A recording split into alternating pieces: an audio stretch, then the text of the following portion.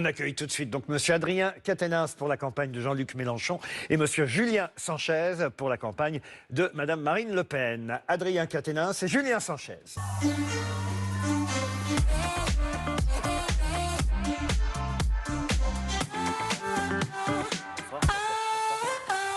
On peut peut-être commencer par parler de l'abstention, parce que ça va être un sujet sur lequel, j'imagine, tous les trois, vous serez d'accord. Vous avez entendu M. Véran dire il faut aller voter, c'est important. Vous craignez l'abstention, M. Quatennens?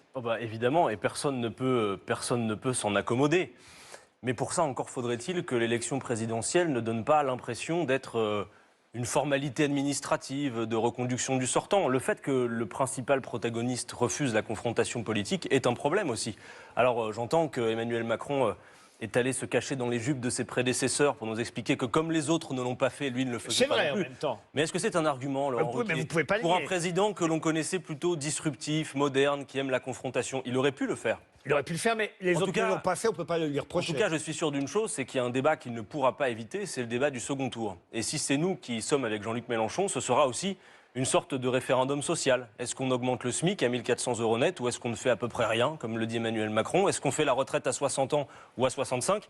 Et oui, l'abstention... Ne grillez pas tous vos sujets d'un coup, parce qu'on va... Non, bien sûr, je sais qu'on a du temps. Ah mais vous ne connaissez pas Adrien Quatennens, il vous sort tout le programme. Je vous regarde, Léa Salamé, je vous regarde. En tout cas, il faut dire une chose à ceux qui nous écoutent, qui à cette heure hésitent.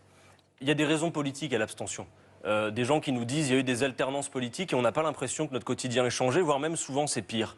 Et il y a des gens qui pensent que voter ne sert plus à rien. Moi, j'ai une chose à leur dire, les partisans d'Emmanuel Macron, j'en suis sûr, eux, ils vont y aller. Et ils savent pourquoi ils y vont, et ils savent que ça sert. Parce qu'ils ont beaucoup été servis pendant 5 années. Donc, ne laissez pas votre place. L'élection peut être un immense événement si Jean-Luc Mélenchon est au second tour face à Emmanuel Macron. Julien Sanchez pour le Rassemblement national. Oui, sur l'abstention, effectivement, je crois qu'aujourd'hui, beaucoup de Français ne s'intéressent pas à cette élection et envisagent de s'abstenir parce qu'ils pensent comme ça sanctionner le pouvoir en place. Mais je leur dis que c'est tout le contraire, parce que justement, Emmanuel Macron... ça ne le dérangerait pas d'être élu avec seulement 20% de participants. Je dis simplement qu'aujourd'hui, 25% seulement des Français envisagent de voter pour Emmanuel Macron, ce qui fait que 75% de ceux qui vont se déplacer ne vont pas voter pour lui. Et en plus, il y a les abstentionnistes. Donc si les abstentionnistes se déplacent, eh bien non seulement Emmanuel Macron peut être très bas, mais il peut même être éliminé dès le premier tour. Ça vous inquiète d'ailleurs, parce que c'est vrai qu'au temps de Jean-Marie Le Pen, dont vous étiez, je crois, fervent admirateur, toujours d'ailleurs. Mais tout à fait, moi je ne renie rien. J'ai travaillé à ses côtés pendant de nombreuses années et je suis très fier d'avoir travaillé avec lui. Donc vous avez cette particularité d'être à la fois admirateur de Jean-Marie Le Pen et de sa fille. Bien sûr, puisque Marine Le Pen est quelqu'un de pragmatique, de clair, de cohérent et qui porte des bonnes solutions pour le pays. Alors, j'allais vous dire donc que du temps de Jean-Marie Le Pen, souvent on disait qu'il y avait un vote caché et qu'il était sous-coté. Il semble, j'ai encore vu un tableau aujourd'hui, que ce soit désormais l'inverse. C'est-à-dire que généralement, lors des dernières élections, que ce soit présidentielles ou régionales, les sondages étaient au-dessus du score que le Rassemblement national a finalement fait. Que ce soit Marine Le Pen individuellement à la présidentielle, mais que ce soit le cas encore aussi aux dernières régionales. C'est ça qui vous inquiète, parce qu'au fond, si pour le coup elle fait moins que les sondages, ce qu'on nous annonce en ce moment, ce sera effectivement M. Mélenchon au deuxième tour. Et moi je ne suis pas inquiet, je pense que Marine Le Pen sera au second tour, mais je le dis aux électeurs qui n'en peuvent plus de ce qui se passe aujourd'hui dans le pays. On va parler du bilan d'Emmanuel Macron, je pense, dans quelques instants. Je leur dis, mobilisez-vous encore une fois, en vous abstenant, vous rendez service au pouvoir. Le pouvoir n'a rien à faire de votre abstention. En revanche, là, vous avez un message d'espoir à porter parce qu'une élection présidentielle, c'est l'élection la plus importante du pays et elle ne se passe que tous les 5 ans. Mais comment vous expliquez donc, pardon, je reviens à ma question, qu'elle, par rapport à son père qui était sous-coté, elle soit surcotée dans les sondages par rapport à ses résultats? Non, parce que je crois que les sondeurs aujourd'hui ont appris justement à corriger les résultats bruts qu'ils obtiennent de la part des électeurs. Trop donc? Et je crois qu'aujourd'hui, les électeurs disent plus franchement qu'ils votent pour Marine Le Pen. Ou peut-être que vous avez un problème de mobilisation. On l'a vu aux dernières régionales, notamment. Les sondeurs, une semaine avant, vous donnaient 6 régions, vous n'avez gagné aucune, parce que vos électeurs ne sont pas allés aux urnes. Oui, parce que ça fait partie des gens qui sont les plus dégoûtés aujourd'hui de ce qui se passe en France. Mais moi, ce que je veux leur dire, c'est ce message d'espoir. Encore une fois, il faut croire en la politique, il faut croire en la démocratie. Et c'est au moment où il y a des élections qu'il faut se mobiliser, pas seulement dans la rue entre les élections. On voit bien que le gouvernement n'en tient pas compte et qu'il s'en fiche complètement. Alors, avant de vous faire débattre et de commencer sur le premier sujet qui est le bilan du quinquennat d'Emmanuel Macron, juste pour vous faire sourire, je voudrais juste savoir, on voulait savoir si vous connaissiez bien vos candidats. La date d'anniversaire de Jean-Luc Mélenchon, c'est quand? C'est, je crois, le 19 août. Ah, pas mal. Celle d'Emmanuel Macron? C'était il n'y a pas longtemps. Dans l'année. Ah non, Même dans l'année. non, c'était pas dans l'année. Ça, c'était il n'y a pas longtemps. Non, Ça se compte il y a quelques semaines, non? non, 21 décembre. Moi, j'ai perdu un peu la notion du temps depuis 2 ans, donc il ne faut pas m'en vouloir. La date de naissance de Marine Le Pen, Enfin. le 5 août, gagné. Leur plat Ah, préféré. c'est un mauvais point, ça, monsieur Véran. Non, disons que j'ai moins le culte de la personnalité peut-être que la France Insoumise et que le Front National. Le plat préféré d'Emmanuel Macron, vous le connaissez ou pas du tout? Ah, je sais qu'il mange beaucoup de choses et qu'il mange beaucoup de choses. Ah oui, vous connaissez rien. Si, non, mais il mange simple, Emmanuel Macron. Pas mal ça. Et vous? Alors là, j'ai pas été jusque-là, effectivement. Non, je Pourtant, je l'ai bossé ce débat. Hein. m'intéresse pas à Si vous invitez Marine Le Pen à dîner, vous lui faites quoi? Vous lui cuisinez quoi? Ah bah, écoutez, je suis très mauvais cuisinier, donc ça va se limiter à des pâtes. D'accord. Adrien Quatennens, vous savez le plat préféré? J'avais envie de vous dire le quinoa, mais en fait non, je crois que plutôt les plats italiens. En général, quand on se retrouve dans un restaurant pour discuter, c'est souvent autour d'un plat italien. Et leur principal défaut? Leur principal défaut à vos candidats? Est-ce que vous serez capable d'en sortir un? Vous me demandez de citer un défaut au président de la République, candidat à l'élection de la présidence de la Absolument. République. Je passerai après, mes collègues. Alors, qui veut répondre? C'était l'interview Fayot, hein, mais allez-y. Non, je pense qu'elle a du caractère, donc c'est bien connu et je pense que tout le monde le Trop à reconnaît. gauche pour Donc, vous, peut-être. Ah non, pas trop à gauche. Non, je pense pas. Non, ça c'est une caricature qui est faite de Marine Le Pen. Mais c'est pas parce qu'on parle du pouvoir d'achat et du social qu'on renie les sujets liés à l'immigration, à la sécurité. Au contraire, c'est ce qui fait la force du Rassemblement national. Adrien Quatennens, il a quand même un défaut, Jean-Luc Mélenchon. Bon, il a du caractère aussi, tout le monde le sait. Mais je crois que ce qui est surtout important, c'est qu'à travers ça, ce qu'on voit, c'est quelqu'un qui triche pas et qui répète régulièrement qu'à 70 ans, il prépare pas une carrière. D'ailleurs, vous nous interrogez là. Pas une qualité. Non mais ok, mais vous nous interrogez là sur ce que mangent nos candidats, pourquoi pas la couleur de leur crâne. Je sais bien, et c'est drôle d'ailleurs. Mais il faut rappeler quand même que l'élection présidentielle, c'est pas une opération de séduction, quoi. C'est d'abord sur un programme qu'on Pour va être savoir jugé. si vous les connaissiez bien. Olivier Véran, Ça vous va. avez réfléchi. Il a pas l'air de bien connaître M. Macron. Je connais bien M. C'est Macron. étonnant. Non, mais je connais bien M. Macron. C'est quelqu'un qui sait vous mettre la pression. Ah, pas mal. Je l'ai vécu, ça m'est arrivé sur la campagne vaccinale et souvent à raison. Donc j'en fais pas un défaut, plutôt une qualité, surtout quand on veut être président de la République. Allez, maintenant, sérieusement. Quand on regardera dans 20, 30 ou 50 ans ce qu'aura été ce quinquennat Macron, vous espérez que c'est le premier quinquennat Macron, eux, ils espèrent que c'est le dernier. Quand on regardera ce quinquennat, ces 5 ans, qu'est-ce qui restera? Quelle est la grande réforme en dehors des crises? Aussi, il y a les crises, c'est vrai que c'est un quinquennat qui a été marqué par les crises, mais est-ce qu'il y a une grande réforme? Est-ce qu'on dira, il s'est passé quelque chose? Ce quinquennat Macron, c'était ça. C'était quoi? Olivier Véran, puis vous répondez. D'abord, le chômage a baissé. Il y a des nouveaux droits sociaux qui ont été ouverts. L'insécurité a diminué. La France est redevenue le pays le plus attractif d'Europe. Et si. L'insécurité a diminué, alors ça, il faudra le dire aux Français. Vous êtes fâché avec les Dites-le faits, dans les yeux, mais dites-le dans les yeux aux je Français. ne dis pas qu'il n'y a plus d'insécurité, je dis qu'elle Ah s'est oui, non. réduite et le chômage a baissé. Mais si je devais citer un point particulier, la place de la France dans le monde. Emmanuel Macron a été élu sur un programme profondément européen. Nous avons l'opportunité aujourd'hui de présider le Conseil de l'Europe et nous voyons bien que l'influence qu'il peut avoir au niveau européen et au niveau mondial nous est extrêmement utile. On en parlera sans doute tout à l'heure au sujet de la crise ukrainienne, notamment. Julien Sanchez, qu'est-ce qu'on dira? Je crois qu'on retiendra vraiment rien de positif de ce quinquennat. D'abord parce que ça a été un quinquennat extrêmement violent. Moi, j'en garde un goût très amer. Violent dans les mots, d'abord, parce qu'on se souvient des outrances verbales du président de la République, qui nous parle, par exemple, de ceux qui ne sont rien. Mais personne n'est rien. Je crois que tout le monde est doué de sensibilité. Vous qui avez admiré Jean-Marie Le Pen, les outrances verbales, vous devriez y être habitué. Oui, mais il avait le respect de la personne humaine. Et je crois que, justement, il n'a jamais eu de haine envers quiconque. Ah bon?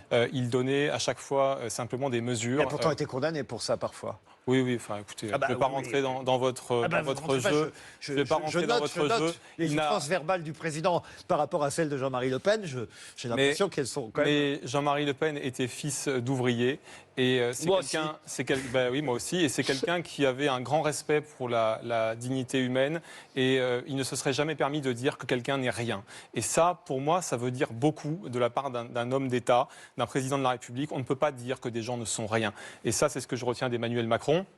Je retiens aussi tous ces Français qui ont subi un déclassement, qui ont subi une perte de pouvoir d'achat importante, une précarité. On voit une baisse de morale depuis plusieurs années dans la population. Moi, je suis maire depuis 8 ans et ce que je vois encore régulièrement et qui me retourne vraiment, c'est de voir des personnes âgées, vous voyez, de plus de 75 ans et qui vous disent bah, écoutez, voilà, je n'arrive pas à payer mon électricité et mon gaz pour me chauffer.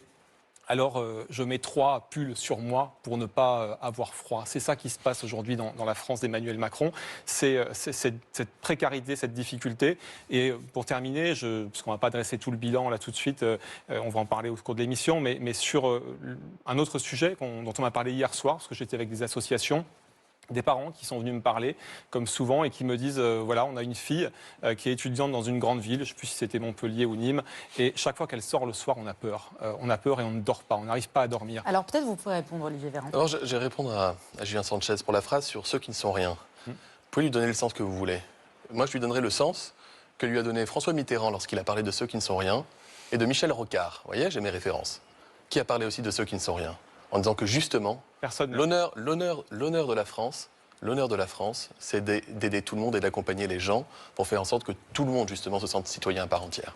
Donc vous lui donnez un sens qui n'est pas celui que lui a donné le président de la République, mais c'est, encore une fois, pardonnez-moi, votre fonds de commerce. J'invite chacun à le vérifier. Votre fonds de commerce. Vous ne verrez ni haine, ni sémantique comme le dégoût que vous avez déjà utilisé, ni pour parler des Français, ni pour parler des Français, ni pour parler des responsables politiques.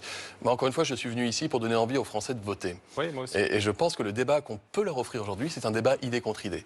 Donc je vous propose de laisser, pour une fois, même si, encore une fois, je pense que c'est compliqué dans votre camp, les préjugés de côté, d'essayer d'avancer. Ce n'est pas des préjugés, c'est des faits objectifs. Sur la phrase « emmerder les non-vaccinés », vous voulez répondre ? Ça fait partie d'une interview longue qu'il a donnée face à des citoyens, aux Parisiens, qui l'assument, dans une période particulière où nous avions tous envie de nous en sortir.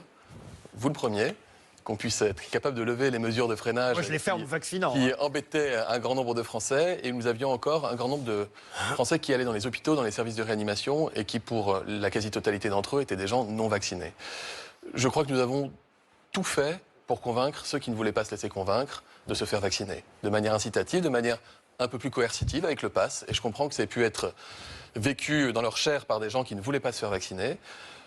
Aujourd'hui, nous affichons 54 millions de Français qui sont protégés par la vaccination. C'est ce qui nous permet de traverser les vagues bien mieux que nombre de nos voisins. Au Rassemblement national, vous voulez réintégrer le personnel soignant non vacciné. Tout à fait. Et même les payer rétrospectivement pour les salaires qu'ils n'auraient pas touchés. Tout à fait, parce qu'on considère qu'ils ont été suspendus de manière indue et inadmissible. Ce sont des gens qu'on a applaudis à 20h tous les soirs, qu'on a forcés à être au contact des patients et des malades sans masque, sans matériel, sans rien.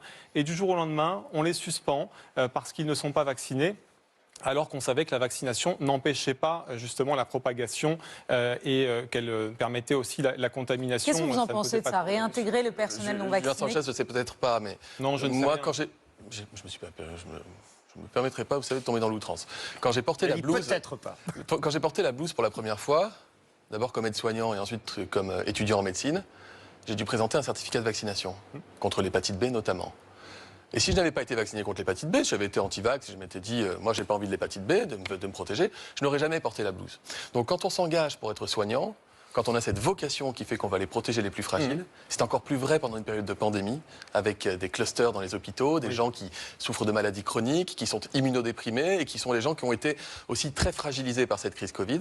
On s'engage aussi à se protéger soi-même pour protéger les autres. À la différence près que certains médecins aussi n'ont pas souhaité se faire vacciner parce que pour eux, c'était un vaccin en phase de test et donc que ce n'était pas encore réellement un vaccin. Et donc, pardon, excusez-moi, c'est un vaccin ou c'est pas un vaccin alors ? Quand c'est en phase de test, ça n'en est pas un. Et donc c'est un vaccin ou pas ? Pas C'est intéressant. Pas encore. Donc pour vous, c'est pas un vaccin. Tant que la phase de test n'est pas 3 terminée. milliards de terriens, 4 milliards de terriens qui sont vaccinés, 54 millions de Français. Oui, mais ça, c'est un argument d'autorité. Non, le problème. Pour vous, aujourd'hui, c'est pas un vaccin. Écoutez, quand la phase de test sera réellement terminée, ça en sera un si justement ce vaccin. Là, théoriquement, la phase de test, je parle sous votre contrôle, elle est terminée puisque l'autorité européenne de santé a donné son aval sur un certain nombre de vaccins, pas sur d'autres. Ça prouve bien, encore une fois, qu'on a vacciné des gens avant même que la phase de test soit terminée. Donc on peut concevoir que des professionnels médicaux et des Français n'aient pas envie, en phase de test, d'être testés. Voilà. Je vais me permettre peut-être d'éclaircir les choses.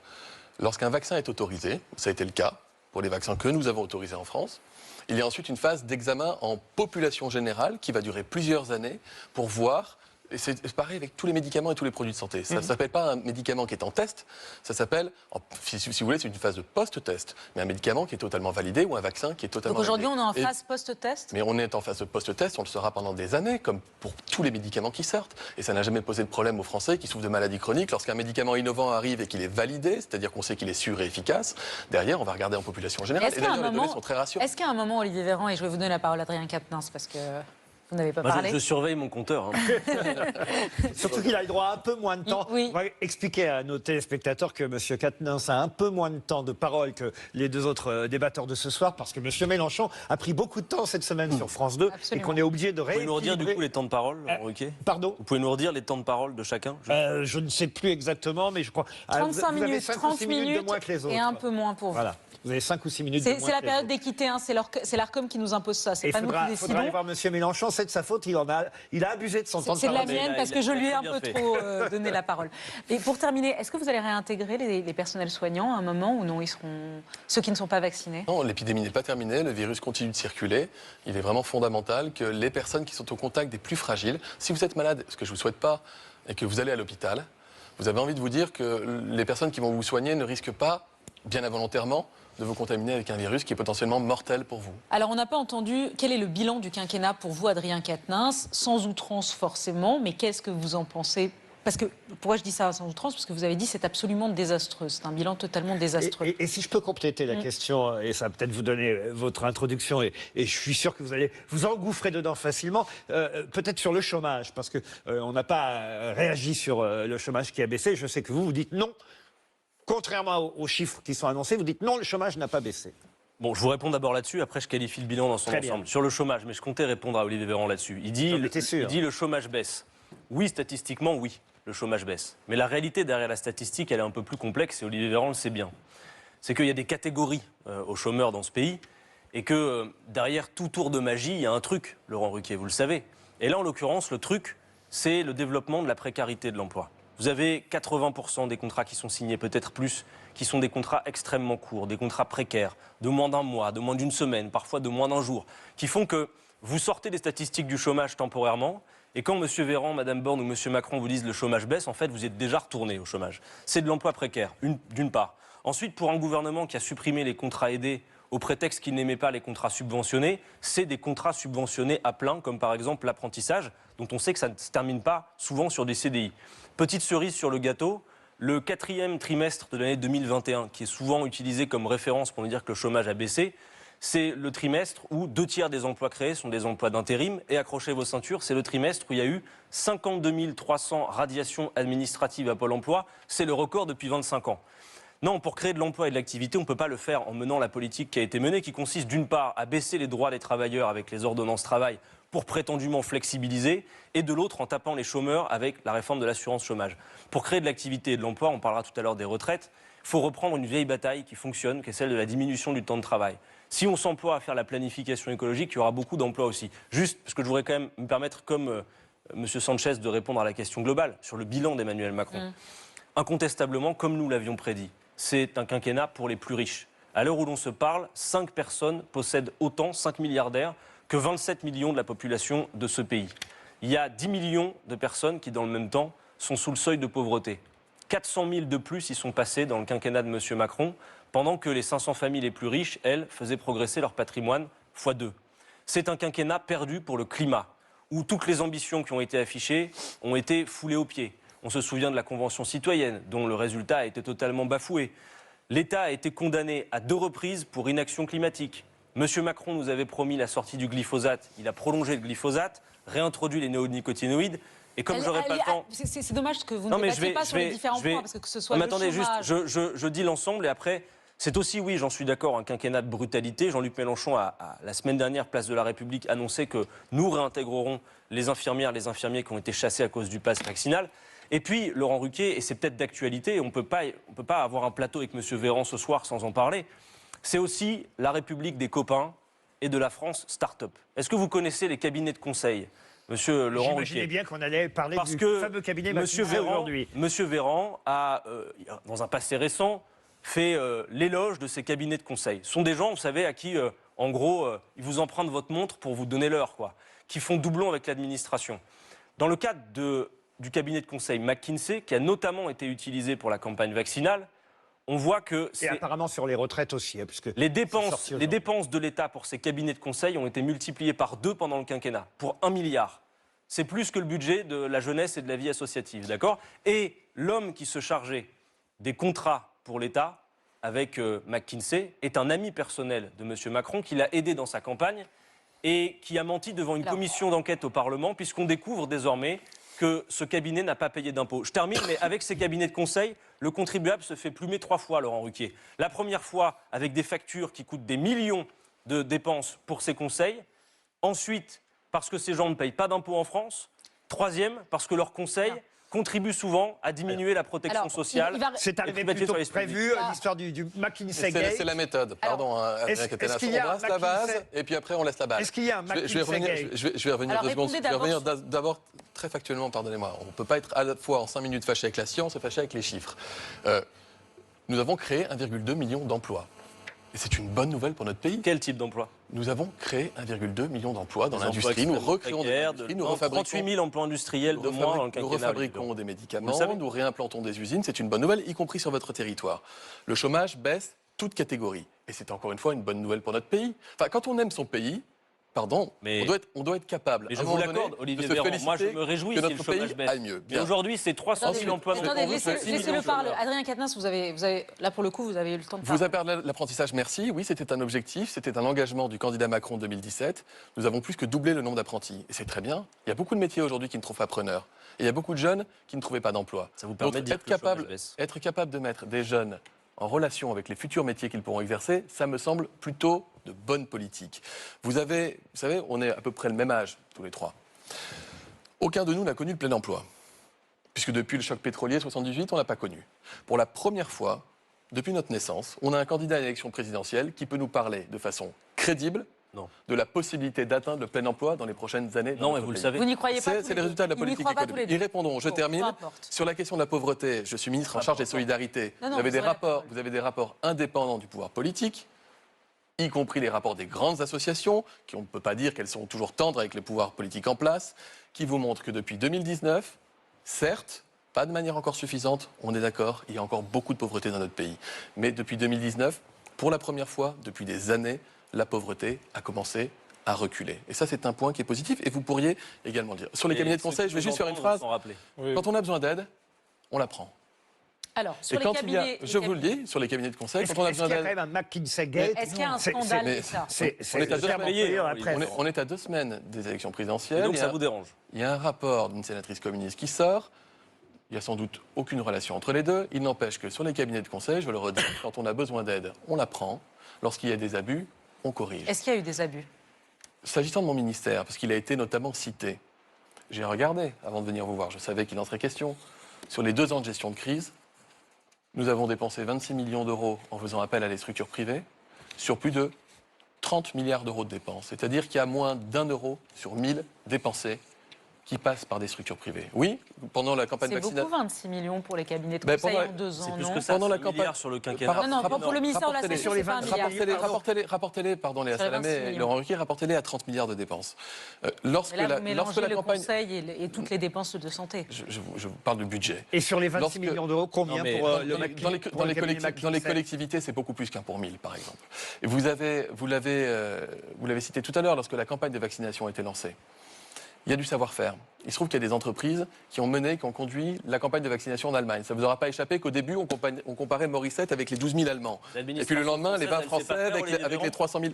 Mais attendez, Adrien Quatennens, on a eu non seulement l'administration, mais je vous rassure, j'ai fait venir, et ils sont venus, et je les en remercie, des militaires, des gendarmes, des pompiers, des logisticiens, des ingénieurs, des gens des grandes écoles, des retraités. Chez moi, c'était une fourmilière. Il y avait du monde partout. Il n'empêche qu'il y a des gens qui avaient un savoir-faire et qui avaient développé une Alors, campagne de attendez. vaccination Attendez, en attendez, Allemagne, là, non, non. qu'il avait lancé en Angleterre, qu'on fasse appel à de l'aide. C'est pas sale parce que ça vient du privé. Un logisticien, Non, quelqu'un non, qui est ok. bon en logistique, s'il vient du privé, au moment où on est soumis à une pression de dingue, Ce et que à vous dites- raison, parce que Olivier nous avons Véran. besoin de protéger Attendez, les Adrien Français, Quatennens, nous si vous prenons l'aide permettez. partout où elle est. Et Ce que encore une fois, il n'y a eu ce que aucun vous abus en l'occurrence. expliquez, c'est qu'en gros, à ce moment-là, quand on est en pleine épidémie, vous avez fait appelle à ces cabinets qui sont des cabinets américains qui avaient déjà géré les campagnes de vaccination dans d'autres pays. Et vous pensiez que ça irait plus vite que l'administration française. C'est pour ça que vous les avez convoqués. Ce n'est pas allé plus vite que l'administration Ils française. savaient comment ça s'était passé dans d'autres pays. Nous avons intégré des gens qui avaient l'expertise au sein des équipes importantes, publiques, encore une fois, du ministère, le temps des missions. Vous savez, en Angleterre, ils se sont moins embêtés. Très rapidement, En Angleterre, ils n'ont pas ouvert des centres de vaccination par l'État. Ils n'ont pas fonctionné avec les mairies. Ils ont carrément filé ça, je crois que c'est Jelly Evans, enfin une boîte. Ils leur ont dit, écoutez, on vous passe le marché, vous vous débrouillez, vous organisez tout. Nous, on a choisi au contraire d'avoir une organisation publique, de nous appuyer sur les maires, de nous appuyer sur les pompiers, de nous appuyer sur les associations. Tout cela, il faut les saluer. D'être capable de débrouiller. Olivier Véran. Mais vous saluez tout le monde, sauf quand c'est dans le privé. C'est pas le problème. Non, Olivier Véran. J'ai du respect pour tout le monde. Le problème, c'est pas les que gens ce sont soit... compétents, on se sert des compétences. Le problème n'est pas que ce soit privé. Vous n'avez pas répondu sur le fait, que la personne qui est chargée des contrats avec l'État est un ami personnel de M. Macron qui a fait sa campagne, d'une part, et que ces gens ne payent pas d'impôts en France. Et puisqu'on dit qu'ils sont utiles, quelques chiffres pour les téléspectateurs parce que c'est l'argent public. Le cabinet Boston Consulting, un des cabinets par exemple, a été payé par l'État 558 900 € pour l'organisation d'une convention des managers de l'État qui n'a jamais eu lieu. Autre exemple, McKinsey, près d'1,5 million d'euros, 496 000 € pour une prospective sur le métier d'enseignant qui n'a donné absolument rien du tout. Et 4 millions d'euros à McKinsey. Parce que j'ai les chiffres. Et 4 millions d'euros, parce qu'on trouve les chiffres, monsieur Véran. Contestez-les. Une dernière chose, 4 millions d'euros à McKinsey, et là c'est intéressant, 4 millions d'euros à McKinsey pour adapter l'administration à la baisse des APL. Ça veut dire que les contribuables français payent ces cabinets de conseil privés américains qui ne payent pas d'impôts en France pour qu'on puisse aider, par exemple, à gérer la baisse des APL. Voilà la réalité. Et ça, franchement, en démocratie, vous répondrez aux deux en même temps. ça vaudrait que le président de la République y réponde. Vous répondrez aux deux en même temps, monsieur Véran, parce que monsieur Julien Sanchez est en retard en termes de temps de parole. Bien sûr que ça nous choque, tout à fait d'accord avec Adrien Quatennens sur ce sujet-là, puisque c'est de la logique élémentaire. C'est-à-dire que le travail qui est censé être fait par le gouvernement, par l'administration et éventuellement par le Parlement, on le confie donc à des intérêts privés. Et on donne en quelque sorte le volant de la voiture France à des intérêts privés, étrangers qui plus est, pour prendre des décisions qui vont impacter le quotidien de tous les Français. Ça, évidemment, ça ne peut que nous choquer au Rassemblement national et nous interroger aussi sur les compétences du gouvernement et des gens qui les conseillent en temps utile, si on a besoin d'aller à l'étranger pour trouver des conseils, y compris sur des choses qui sont quand même du domaine de la santé publique. Vous avez l'impression qu'on fait un faux procès, c'est ça, sur le cabinet McKinsey et tous ces cabinets privés. Le porte-parole du gouvernement, Gabriel Attal, a tout de même reconnu qu'il y avait eu des abus, qu'il vous en ferait moins. Je vous l'ai dit. Donc, je vous l'ai dit quand il y a des abus sur le souci de ne pas payer d'impôts en France, ça c'est un vrai problème. Je vous réponds très tranquillement. Oui, c'est un problème. Voilà. Bien sûr, c'est un problème. Non, juste dire à Adrien Quatennens, mais il ne peut pas l'ignorer. Et c'est ça le problème, c'est que vous ne l'ignorez pas. Et vous feignez de l'ignorer. Et ça, c'est un problème dans le débat public. Ne présagez pas de ce que je pense ou de ce que j'ignore. Les recours au cabinet de conseil procèdent, comme pour toute commande, par des marchés publics, avec des règles de marché public. Et en l'occurrence, vous avez un système de tourniquet qui fait que lorsque vous êtes passé par un cabinet, vous avez une nouvelle mission à confier, vous devez changer de cabinet, et il y a un système comme ça qui se fait pour qu'il y ait de manière aléatoire et en alternance. Donc vous ne pouvez pas laisser imaginer, vous voyez, c'est ça. Pardonnez-moi, c'est ça l'un des poisons de la démocratie. Et ça m'énerve un peu.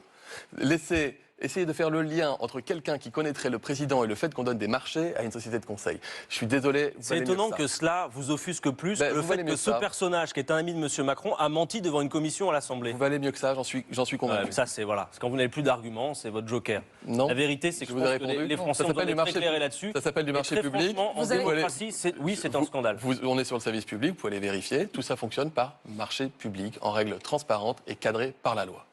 Bien. On reste un instant sur la santé avant de passer à un autre sujet, puisque vous avez un peu de retard sur ce sujet-là, entre autres, en termes de temps de parole. Monsieur Nicolas Dupont-Aignan, qui a failli être Premier ministre de Madame Le Pen il y a 5 ans, on s'en souvient, souhaite que ce soit Didier Raoult, le ministre de la Santé, si Monsieur Dupont-Aignan, évidemment, a été élu, ce qui semble peu probable, mais ce qui est encore probable, c'est qu'après tout, il fasse partie d'un gouvernement Marine Le Pen. Vous êtes favorable, vous, à Didier Raoult, ministre de la Santé ? Enfin, je crois que là, on est dans la politique spectacle, c'est-à-dire... C'est pas à moi qu'il faut dire ça, c'est à Nicolas Dupont-Aignan. Non, mais c'était pareil pour Valérie Pécresse lorsqu'elle disait si je suis présidente, un tel sera ministre, alors qu'elle n'en a même pas parlé à la personne qui découvre ça par médias interposés et qui éclate de rire. Voilà, peut-être. Et vous lui feriez confiance, Didier Raoult, pour être ministre de la Santé ? Mais ça ne se pose pas en ces termes, et ça n'est pas les intentions de Marine Le Pen, en tout cas. Enfin, donc moi, je ne suis pas comptable de ce que dit M. Dupont-Aignan. Ça n'est pas mon candidat. J'ai bien compris. Ça n'est pas mais sans aller chercher des personnalités comme M. Raoult ou M. Dupont-Aignan, pardon, il est quand même proche de Marine Le Pen. Il a failli être son Premier ministre, on s'en souvient, entre les deux tours, il y a 5 ans. Donc ça pourrait se renouveler. On se demande quand même avec qui elle gouvernerait Marine Le Pen. Où elle va aller chercher ses ministres. Et est-ce que vous, par exemple, pourriez être un de ces ministres? Parce qu'on voit bien que quand il s'agit de défendre le programme de Marine Le Pen, on n'a pas tant de choix que ça sur les plateaux. Vous êtes content de vous avoir. Très aimable d'avoir accepté, mais vous êtes maire de Beaucaire, vous n'êtes même pas député. Non, mais le cumul député-maire est interdit, je ça sais, ne mais vous a pas êtes échappé. député et plus maire. Et c'est vrai qu'au fond, on se dit, mais avec qui? Est-ce qu'elle aura suffisamment de troupes pour gouverner le pays? Oui, ça c'est ce qu'on nous redit à chaque élection pour essayer de marginaliser Marine Le Pen. En l'occurrence, Marine Le Pen a fait venir vers elle un certain nombre de responsables politiques. Il y a beaucoup qui sont partis chez Zemmour tout de même. Très peu, 10 élus sur plus de 350 ou 400, c'est un nombre dérisoire. Surtout les Daniel Rieu que vous aviez engagé dans votre mairie est parti chez Zemmour. Et alors? Non mais je vous le dis. Mais nous ne sommes pas une secte, chacun est libre d'aller où il le souhaite. C'était des figures importantes de votre parti, Nicolas Bay, Gilbert Collard, c'était pas Marion Maréchal Le Pen, c'était pas des figures secondaires de votre parti qui ont rejoint Éric Zemmour. Il y a une dizaine d'élus sur 400 qui sont partis chez Éric Zemmour. Voilà. Est-ce que ça vous semble extrêmement important et extrêmement grave? Je crois qu'il y a eu dans tous les camps politiques des gens qui sont partis, qui sont revenus, etc. Moi, ce que je vois, c'est que, par exemple, pour vous répondre, quelqu'un comme Thierry Mariani, qui a été ministre quand même d'un ministère important, donc ministère des Transports sous Nicolas Sarkozy, a rejoint Marine Le Pen. Il a été ministre d'État. Jean-Paul Garot, qui a eu des fonctions très importantes et qui est président de l'Association des magistrats, a rejoint Marine Le Pen. Il a été le rapporteur d'un certain nombre de textes très importants, notamment sur la justice et sur la sécurité. Il a rejoint Marine Le Pen. Il est aujourd'hui député au Parlement européen. Il pourrait très bien être un ministre de la Justice expérimenté, puisqu'il a été magistrat et qui connaît par cœur ces sujets-là. Nous avons énormément de compétences et de gens capables autour de Marine Le Pen. Et il y a beaucoup de gens, y compris dans la haute fonction publique, qui travaillent auprès de Marine Le Pen. C'est elle-même qui parle d'un gouvernement d'union nationale, ça veut dire. Donc, effectivement, aller chercher des gens ailleurs, on est d'accord. Oui, parce que ce qu'elle souhaite, elle, ce n'est pas faire du sectarisme, c'est justement gérer la France avec bon sens et pas en opposant les gens les uns aux autres, comme l'a fait ce gouvernement. C'est pour ça qu'elle est également pour la proportionnelle, parce que ça, c'est une promesse d'Emmanuel Macron, une part de proportionnelle. François Bayrou était même la caution sur ce sujet-là. Ça fait 30 ans qu'on nous promet la proportionnelle et qu'on ne l'a pas. On est le seul pays d'Europe, je ne sais pas si vous vous rendez compte quand même, c'est quand même super grave. Monsieur Mélenchon, qui a fait près de 20% des voix à la dernière élection présidentielle, a 15 députés sur 577. Marine Le Pen, qui a fait 20% au premier tour, 34 au second, à 6 députés sur 577. Ce qui fait qu'avec 40% des électeurs entre M. Mélenchon et Marine Le Pen, il y a 21 députés sur 577. Alors vous allez la faire, la proportionnelle? On a entendu Emmanuel Macron dire il y a 2-3 jours. Fini. Ils sont plus là dans 15 jours, donc c'est fini. Ah, c'est pas tout à fait ce que disent les sondages, mais peut-être. Plusieurs remarques. La première, c'est... La proportionnelle, vous allez la faire ou La non? démocratie, c'est pas on ne gagne pas, changeons les règles. Non, mais nous, on le propose depuis plus de 30 ans. C'est juste que le débat, il est lieu dans les instances où il est censé avoir lieu et pas dans la rue. Non, mais par contre, c'était une promesse du candidat Macron il y a 5 ans. La proportionnelle comme la grande réforme institutionnelle. Il y a un vrai sujet que vous n'avez pas réussi à la faire. proportionnelle, mais qui est indépendant du score des candidats Front National aux dernières législatives. Non, une remarque quand même, c'est solitude et écrasement. Vous parliez tout à l'heure du fait qu'il y avait un entourage qui n'était pas pléthorique autour de Marine Le Pen. C'est faux. C'est la 8e candidature d'un Le Pen à une élection présidentielle. 8e. Donc on savait que vous n'aimiez pas les cartes de fidélité, les cartes de séjour. Manifestement, vous préférez les cartes de fidélité pour vous, c'est-à-dire tous les 5 ans, un coup de tampon, c'est bon pour la boutique. Ça vous embête qu'il soit donné le deuxième tour. Écrasement, parce que la même chose, si je peux me permettre, à la France Insoumise, il y a des jeunes qui sont montés avec des parlementaires, vous en faites partie, et on a un homme qui paraît quand même seul et qui se dit « je vais y aller encore une 3e fois ». Je pense que pour le débat démocratique, il est intéressant de penser à la succession et à la relève. Voilà.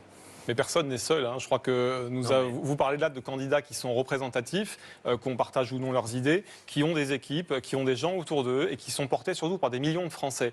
Donc c'est faire offense et injure à des électeurs que de leur dire qu'ils votent pour des guignols. Personne n'est un guignol dans cette élection présidentielle. Il y a des candidats, il y a des entourages, il y aura évidemment des gouvernements qui seront formés et donc Marine Le Pen est tout à fait en capacité de former un gouvernement avec des Éric compétences Zemmour. autour d'elle. Avec Éric Zemmour. Mais écoutez, ça, on verra si la question se C'est une grande pose. question, non? On verra si la question se pose. Ça, c'est une question de journaliste. Nous, ce qu'on voit, c'est les idées, c'est le programme, c'est le projet pour la France. Oui, non, mais C'est un compliment. C'est votre rôle. Je le prends, C'est je le votre prends, rôle. je le prends. Moi, je vous remercie, Olivier Véran, L'important, c'est le projet pour la France. de se soucier de nos choix de candidature. Mais en fait, on a fait un choix collectif et en conscience. Vous savez, aujourd'hui, c'est pas vrai que les candidats soient nécessairement interchangeables. Je vous remercie de saluer le talent du collectif qui est apparu autour de Jean-Luc Mélenchon, qui est loin d'être seul, vous le voyez. Mais en réalité, nous pensons que, à la fois son expérience de 3 campagnes présidentielles, c'est la 3e, fait que vous allez dans un quartier populaire, je sais que c'est pas trop les endroits que les électeurs de M. Macron fréquentent le plus, mais dans beaucoup de quartiers populaires, vous dites le nom de Jean-Luc Mélenchon, d'abord on sait de qui on parle, ce qui n'est pas le cas de tous les candidats, quoi qu'on en pense, même les plus médiatisés, mais surtout on a une idée de ce qu'on veut faire. Et je crois aussi que c'est cela l'important, quand je parlais d'un référendum social tout à l'heure, c'est que si c'est Jean-Luc Mélenchon qui est face à Emmanuel Macron, on aura alors un débat sur les vrais sujets de fond qui intéressent le plus les Français. J'ai parlé tout à l'heure des salaires, j'ai parlé du pouvoir d'achat, On va parler de la planification retraite. écologique. Mais oui, et même je veux aussi le dire et m'adresser à des électeurs qui, je le crois, votent parfois contre leurs intérêts. Madame Le Pen a renoncé à la retraite à 60 ans. Madame Le Pen ne veut pas de la hausse du SMIC et du dégel des fonctionnaires. Madame Le Pen ne veut pas du blocage des prix. Madame Le Pen vous propose de vous payer une petite augmentation de votre salaire net par la baisse des cotisations. Donc si vous voulez, Madame Le Pen, c'est aussi dans cette élection, il faut le dire, l'autre candidate des riches. C'est le moment de et il faut profiter de votre débusquer temps de ça parole, parce que monsieur. je crois que 80% des Français ne voulaient pas revoir le duel de 2017. Eh bien, il y a un bulletin de vote qui le permet. Et puisque beaucoup de Français en ont marre qu'on leur dise au 2e tour de faire barrage à l'extrême droite, on peut se payer cette fois le luxe de chasser l'extrême droite dans les urnes dès le premier tour et d'avoir un vrai duel de fond entre M. Macron et Jean-Luc Mélenchon. Oui, alors la candidate des riches, sachant qu'elle est élue dans une ville populaire, Hénin-Beaumont, que les villes que nous avons gagnées et que nous dirigeons sont toutes des villes populaires avec mais là, des je ne parle pas d'un programme municipal, M. Sanchez, vous le savez. Oui, mais c'est pas dans la municipalité que se gère la question des salaires. Adrien Quatennens, c'est parce que vous avez une grosse voix qu'il ne faut pas... C'est vous qui m'avez dit tout à l'heure, vous voulez que ça soit vivant. Vous usez de votre temps. Je vous ai dit vivant, vous êtes toujours vivant. Vous usez de votre Oui, temps. mais il faut quand même qu'on puisse vous répondre. Donc si les gens votent pour Marine Le Pen et pour ses candidats, y compris au niveau local, c'est parce qu'ils voient que nous sommes tout simplement comme eux et que nous nous intéressons aux progrès, aux problèmes des Français et que nous voulons les régler. Alors concernant ce que vous avez indiqué il y a quelques instants, je crois que voilà, il faut être sérieux sur la retraite, sur le SMIC, sur tous ces sujets. Vous êtes sérieux, vous renoncez à tout? Non, mais arrêtez. C'est pas parce qu'on n'a pas les mêmes solutions que les nôtres sont forcément mauvaises. Non, mais pardon. C'est intéressant ce que vous dites. Là, c'est moi qui vais vous couper parce que vous venez de faire la transition. Sur les retraites à 60 ans, c'était ce que défendait Marine Le Pen en 2017 et à la précédente. 2 précédentes, elle disait si je suis élue, ce sera le retour à la retraite à 60 ans. Oui. Elle a changé. Non, elle n'a pas changé. Je vais vous expliquer sa réforme et ce qu'elle souhaite faire, si on me permet de l'exprimer. Marine Le Pen est pour la retraite à 60 ans avec 40 annuités, c'est-à-dire que tous les gens qui auront commencé à travailler avant l'âge de 20 ans pourront partir en retraite à 60 ans à taux plein. Ça, c'est quand même un progrès par rapport à l'état actuel, puisque ce n'est pas le cas aujourd'hui. Ensuite, pour les autres, eh bien, elle propose que ce soit progressif et que la retraite soit... Mais il n'y aura rien de plus défavorable qu'aujourd'hui. Hein, parce que moi, nous, on n'est pas grand-chose. Attendez. C'est-à-dire que pour quelqu'un qui commence à 25 ans, en fait, si je comprends bien votre système, pour quelqu'un qui commence à 25 ans, ce sera en fait le statu quo avec aujourd'hui, en réalité. Non. Bah, si. Non, je vous invite à aller sur le site internet et j'invite tous vos téléspectateurs à aller sur le site internet pour voir les détails de cette réforme. Ce n'est pas du tout ce que vous dites. Et concernant donc la retraite à 60 ans, elle est toujours ce que nous proposons pour les personnes qui ont commencé à travailler avant 20 ans. Il y a une petite astérix, ensuite, comme dans les quelque chose de progressif. Ce n'est pas la même chose que Emmanuel Macron qui propose 65 ans, Madame Pécresse 65 ans, Éric Zemmour 64 ans. Monsieur Sanchez, est-ce que vous changez l'âge légal de départ à la retraite ou il reste à 62 ans dans la loi? Non mais l'âge de départ est à 60 ans pour ceux qui ont travaillé Et dans la avant loi, 20 ce ans. sera 60 ans ou 62 ans? 60 ans pour ceux qui ont travaillé avant 20 ans et qui ont 40 annuités, 62 ans pour les autres. Donc c'est plus la retraite à 60 ans pour tous que prenait Mme Le Pen par le passé. Oui, mais vous ne financez aucune de vos mesures. Et si vous me laissez du temps pour l'expliquer. Alors là, il y a quelqu'un au milieu. Juste pour préciser. Je répondrai après sur comment on le rappelle quand même 600 milliards d'euros de dettes de plus sous le mandat d'Emmanuel Macron, Voilà. ce qui a changé par rapport à On voit que vous avez renoncé à tout. Non, absolument pas. Non. Je vais vous expliquer après comment on finance. On est la les mieux retraite à 60 disants ans. par rapport justement à tous les candidats qui ont des chances de se qualifier pour le second tour, que ce soit Mme Pécresse, M. Zemmour ou M. Macron sur ce sujet-là. Nous sommes les mieux disants. Et là, on parlait de la durée et de l'âge de la retraite. Profitons-en aussi pour parler du minimum retraite. Je crois que chez la France Insoumise, on parle du SMIC, donc 1 400 Pour euros. une carrière complète. Puisque je crois que ce serait le montant du SMIC que vous proposez.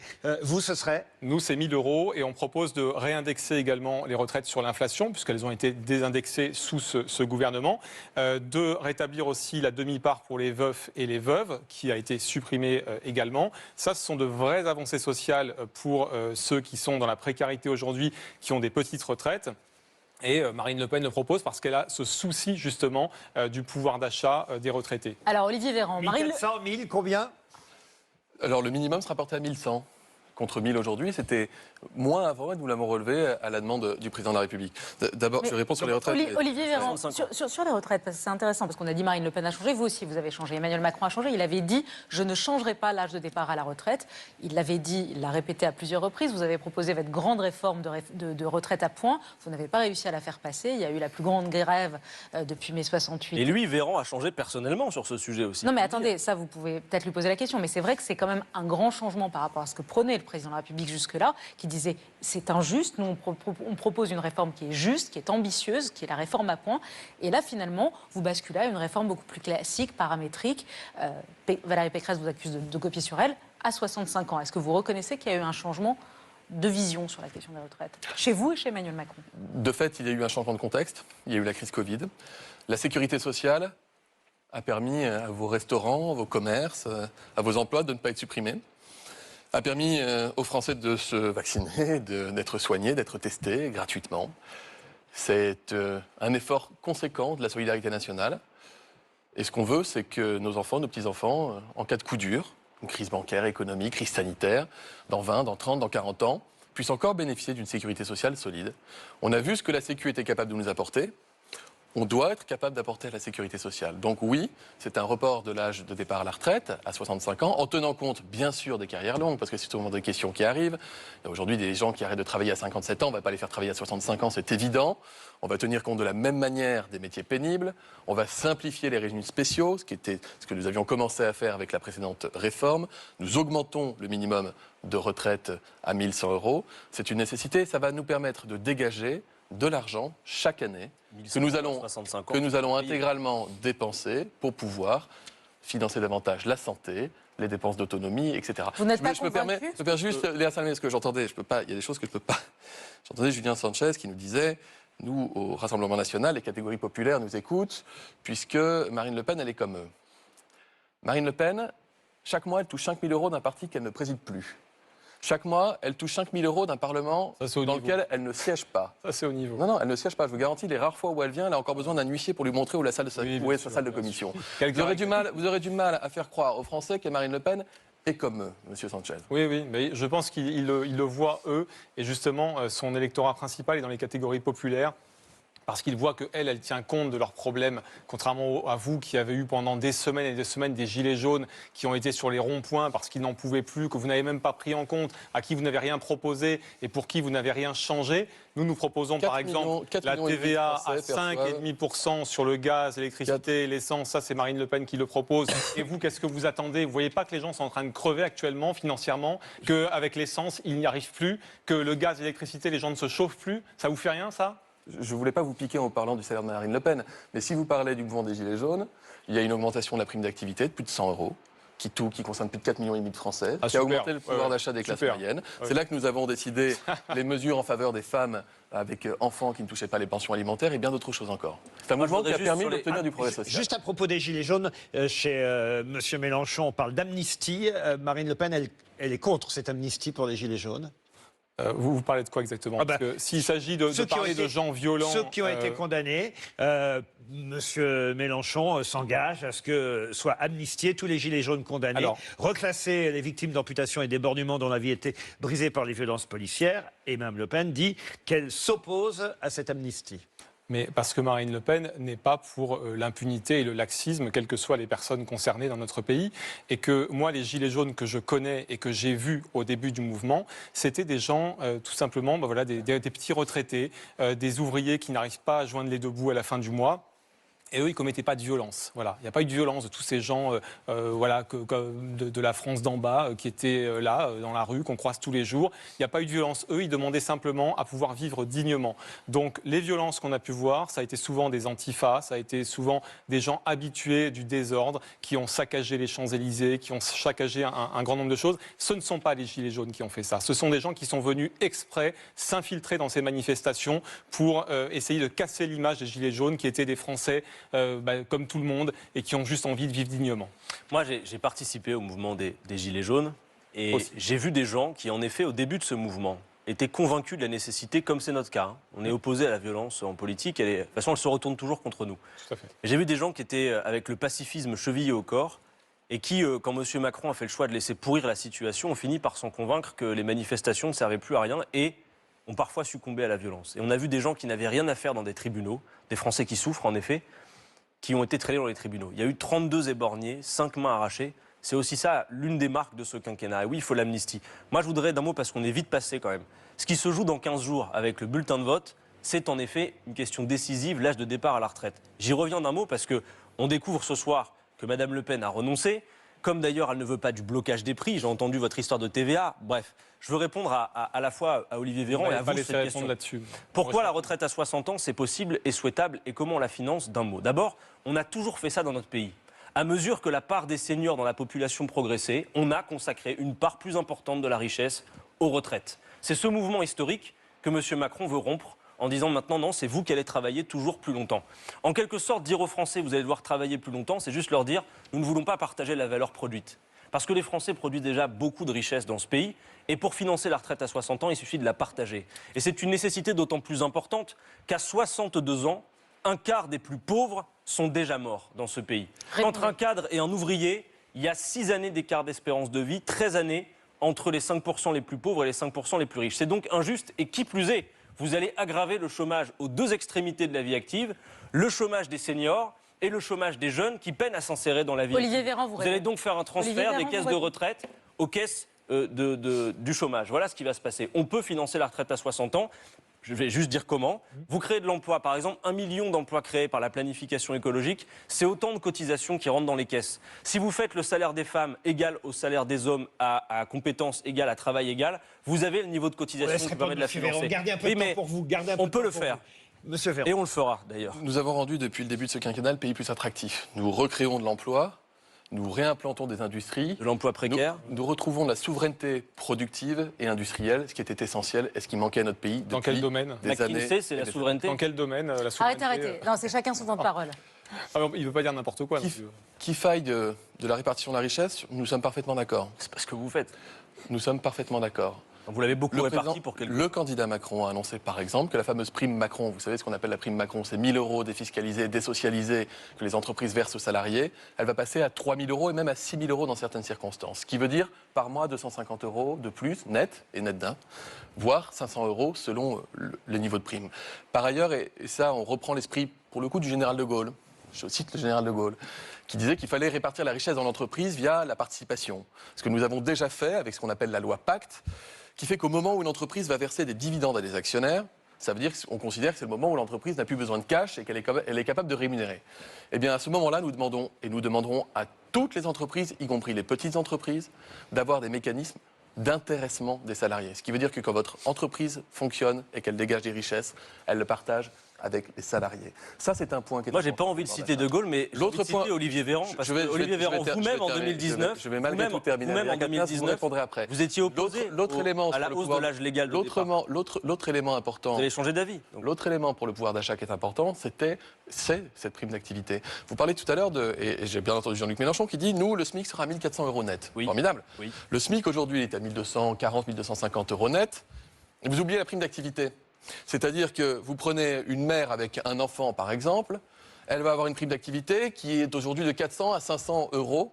Ce qui veut dire qu'en réalité, le SMIC, il est majoré de cette prime d'activité, donc il est déjà bien au-dessus des 1 400 euros net. Vous semblez oublier la prime d'activité, Non, j'oublie pas, qui est un vecteur extrêmement Olivier puissant, Véran, qui a coûté de l'argent, vous gouvernez et qui permet d'augmenter les salaires des classes moyennes. Et nous continuerons de le faire. Vous gouvernez à coups de petits chèques. Nous, oui, on va faire le SMIC à 1 400 euros. Et puis aussi, il y a d'autres choses à côté. Par exemple, sur la fiscalité. Adrien Alors qu'il est, Quatennens. celles et ceux qui nous écoutent peuvent aller sur notre site internet. Il y a un simulateur fiscal. 92% des contribuables vont payer moins d'impôts. C'est moins de 4 000 euros, vous paierez moins d'impôts. Il y aura une meilleure répartition de la richesse. Adrien C'est le même Julien. sujet que les retraites. Monsieur Adrien Julien Quatennens, Sanchez votre a temps du de retard sur parole. son temps de parole. Allons-y. Oui, alors juste pour répondre à ce qui a été dit tout à l'heure sur le pouvoir d'achat, parce que là on parle de l'hausse du SMIC, mais la hausse du SMIC, qui est-ce que ça va pénaliser? Parce qu'à un moment, l'argent, il faut le trouver aussi. Moi, je pense aux commerçants, aux artisans, aux PME, aux PMI, aux petites entreprises, c'est-à-dire celles qui, aujourd'hui déjà, n'arrivent pas à faire face à tous les impôts que nous avons, parce qu'on est quand même le pays d'Europe où il y a le plus de fiscalité sur les entreprises. Donc moi, je ne parle pas des grandes entreprises, là, Monsieur Quatennens, je parle des petits, les commerçants, les artisans. Par exemple, dans des villages à côté de ma commune, où auparavant, dans un commerce, vous aviez 3 employés, puis après, il n'y en a plus que 2, puis 1, puis le patron, après, s'est retrouvé tout seul parce qu'il n'avait pas les moyens de payer tout cela. Eh bien, vous allez aggraver ça, parce que vous allez demander à ces petits entrepreneurs qui déjà ont du mal à joindre les deux bouts d'augmenter le SMIC. Nous avons une solution, et je voudrais terminer là-dessus, qui est totalement inverse. Nous pensons que c'est à l'État de faire un effort et pas aux commerçants et artisans. Et cet effort, nous le ferons tout simplement en redonnant du pouvoir d'achat aux Français, ce que vous ne faites pas. Alors, juste en baissant la TVA. Mais non, parce que votre temps de parole est Je sais épuisé. bien, mais je vais quand même lui répondre. La Non, TVA. Les artisans, c'est les PME, encore les moi qui TPE donne qui la m'entendent, j'ai parole. pas envie de leur laisser entendre. On va les La mettre en TVA de 20 à 5,5% sur le gaz, le fioul, l'électricité, l'essence. Ça, c'est important, c'est ce que nous proposons et ça va donner un gain de pouvoir d'achat important pour les Français qui n'est pas proposé par les autres candidats et que nous proposons depuis septembre déjà. Juste 30 secondes, Léa Salamé. Ok, vous répondez en 30 secondes, mais les ensuite il y a PME, 3 les autres TPE, thèmes. les artisans vont être les premiers bénéficiaires de la hausse du SMIC parce que ça fait de la consommation populaire sur des activités non délocalisables. Oui, ils auront fermé Et juste les d'un mot, parce que je ne confonds pas, comme vous, en effet, les grandes et les petites entreprises. Nous allons créer une caisse de péréquation inter-entreprises pour que justement, face à la hausse du SMIC notamment, eh bien, les grosses entreprises puissent accompagner les plus petites. Donc vous voyez, nous y avons pensé. Oui. C'est un programme qui est extrêmement On favorable aux attend de PME, voir les TPE, détails artisans. du financement. Donc vous, pas de On retraite attend à de voir tout 60 ça. ans et pas de hausse de salaire. Allez, c'est bon. Que les gens qui nous Si, écoutent. si. Alors le savent attendez, bien. non mais ça Non, suffit s'il vous pas. plaît. À un Mais non, moment- mais on va parler de sécurité, c'est vos thèmes. Oui, mais Julien Sanchez a on du nous retard, dit alors. n'importe quoi parce que mettre le SMIC à 1 400 euros quand vous payez 200 euros de plus de gaz, d'électricité et d'essence, ça fera une belle jambe. Et on bloque les aux prix, citoyens. contrairement à vous. Non. Il est Nous baissons 23h55. la TVA et nous faisons en sorte de rendre du pouvoir d'achat aux Français, ce que vous ne faites absolument pas. Beaucoup plus et que nous, vous. tout est financé et clair avec Nous un aussi, chiffrage c'est chiffré, précis. Vous, ce n'est bien sûr. absolument pas le cas. Messieurs, fait, c'est il est 23h55, on est en direct un peu spécial avec Laurent Ruquier en animateur de débat politique. Ainsi va la- Pour l'instant, je fais Et chrono. vous êtes bon, hein. On va passer à la sécurité, Je fais sauf chrono. si vous avez une Avant la dernière sécurité, question. Un ouais. mot, parce que je vous ai vu réagir sur le plein emploi tout à l'heure et vous ne nous en avez pas vraiment parlé. La lutte contre le chômage pour Madame Le Pen. Écoutez, la lutte contre le chômage, c'est déjà essayer de renforcer la consommation locale, le produire local, parce qu'il faut renforcer le localisme. C'est-à-dire qu'aujourd'hui, on fait produire à des gamins de 7 ans à l'autre bout du monde des produits qui nous arrivent ici et ça ne dérange personne, ça ne choque personne. Nous pensons qu'il faut renforcer le localisme, miser sur l'agriculture locale, parce que nous avons une agriculture qui est formidable et aujourd'hui, on attente à l'agriculture dans notre pays. On empêche les agriculteurs de travailler, on les écrase de normes, on essaie de tuer tous les indépendants dans ce pays. C'est ce qui est fait par ce gouvernement, quel que soit le domaine, quel que soit le niveau. On essaie d'inciter au regroupement et ça, nous sommes absolument opposés à ça. Donc il faut produire local, consommer local, c'est comme ça qu'on va recréer de l'emploi et c'est ce que nous proposons avec Marine Le Pen. On va parler à présent de la sécurité, on parlera également de l'immigration et enfin de la stature internationale du futur président ou de la future présidente face à une guerre qui est au cœur de l'Europe, une guerre en Ukraine. Mais d'abord la sécurité. Dans un récent sondage, Olivier Véran, qui date de la mi-février, d'il y a 2 mois, les Français ont jugé négativement le bilan du président de la République en matière de sécurité. 52% des Français pensent que la situation s'est aggravée pendant ce quinquennat. Seuls 14% estiment qu'elle s'est améliorée. Qu'est-ce que vous répondez, vous qui avez dit au tout début, Ça va mieux sur le front de la sécurité. Et dans Notre les 14%. quinquennat a amélioré les choses. Vous êtes dans les 14%, certes, mais Que l'insécurité est un fléau. Et que les Français veulent légitimement se sentir en sécurité. Quand ils sortent, quand ils laissent leur maison, quand ils sont en interaction les uns avec les autres. Personne n'éradiquera totalement l'insécurité, nulle part dans le monde, ça n'est jamais arrivé, mais on doit la faire reculer et la faire reculer davantage. Ça veut dire plus de prévention, là où peuvent germer parfois ce qui va donner ensuite de l'insécurité, les trafics, etc. C'est aussi la capacité de réagir plus vite, de sanctionner plus vite, de contrôler plus vite et de punir plus vite. Les moyens que nous mettons et que nous avons déjà programmés à travers la loi de programmation qui a été présentée par Gérald Darmanin, mais aussi dans la justice avec Éric Dupond-Moretti, ces moyens sont considérables. En tout cas, ils sont bien supérieurs à tout ce que nous avions est-ce connu. que vous trouvez qu'ils donnent leurs fruits déjà quand on voit les chiffres? Je vous dis juste qu'il ne suffit pas de créer, comme nous le faisons, 200 gendarmeries mobiles supplémentaires pour que du jour au lendemain, l'insécurité diminue. Il faut du temps pour avoir des résultats. Il ne faut pas mentir aux Français. Quand nous augmentons les effectifs de police, ça prend du temps pour être totalement efficace. Lorsque nous changeons totalement le parc d'automobiles pour les passer en électrique et avoir du matériel plus neuf pour pouvoir permettre aux policiers de faire leur travail dans de meilleures conditions, ça prend forcément un petit peu de temps pour que ce soit visible par les Français. Ce que je veux leur dire, c'est que les moyens sont là et les moyens sont considérables. C'est un effort de la nation qui est considérable. Alors, Julien, nous avons, pardon, juste allez-y, je vous en pour prie. c'est la justice, la sécurité, la police est important, mais aussi, il faut aussi que la justice soit plus efficace. Nous augmentons comme jamais le budget de la justice. Nous l'avons fait depuis 2 ans, notamment. Et il y a une augmentation du nombre de greffiers, une augmentation très sensible du nombre de magistrats. Et il y a déjà une planification qui est organisée pour que les années à venir, il y ait encore davantage de magistrats et de greffiers. Donc nous mettons véritablement des moyens. Mais Vous reconnaissez ça, Julien Sanchez? tout le discours simpliste sur si machine ou machin est élu, il n'y aura plus d'insécurité, enfin personne n'y croit. Donc nous devons lutter avec efficacité, résolument. Il faut des moyens, nous les avons mis. Bon.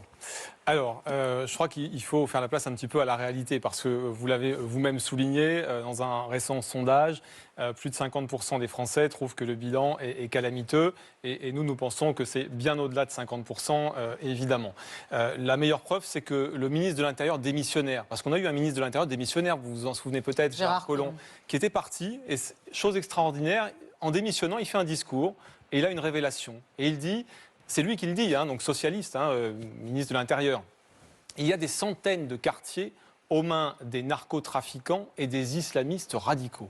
Voilà ce que dit le ministre de l'Intérieur quand il parle. Donc il dit, voilà, il y a tout ça, salut, je m'en vais, et puis bon courage à mon successeur. Donc c'est un mandat pour rien sur ce domaine-là. Et on le dit très clairement et très franchement. On nous avait promis 15 000 places de prison. Combien y en a-t-il eu ? Nous, avec Marine Le Pen, nous pensons que pour être crédible en matière de sécurité, il faut déjà être crédible sur la justice. Pour être crédible sur la justice, il faut des moyens pour la justice. Aujourd'hui, il n'y en a pas assez. Nous proposons un doublement du nombre de magistrats d'ici la fin du mandat, parce qu'aujourd'hui, les gens n'en peuvent plus de voir que ça met 3 ans pour qu'une affaire soit jugée, parfois même 4 ans, et en plus l'appel, etc., etc.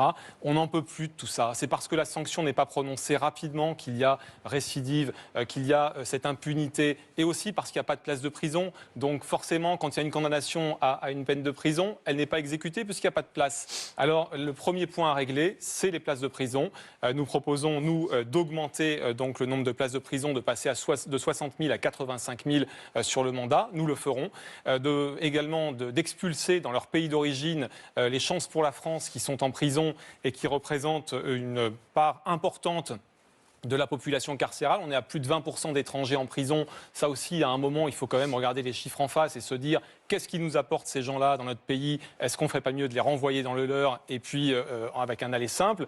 Et puis ensuite, il faut des mesures fermes, c'est-à-dire un soutien de la police. Quand je vois, moi, un président de la République qui dialogue avec Leonarda, ça c'était donc le président Hollande, par caméra interposée, on se dit on est où là ? Et quand on voit aller au chevet de Théo, qui soi-disant s'était pris une matraque, donc on a un président de la République qui croit plus un délinquant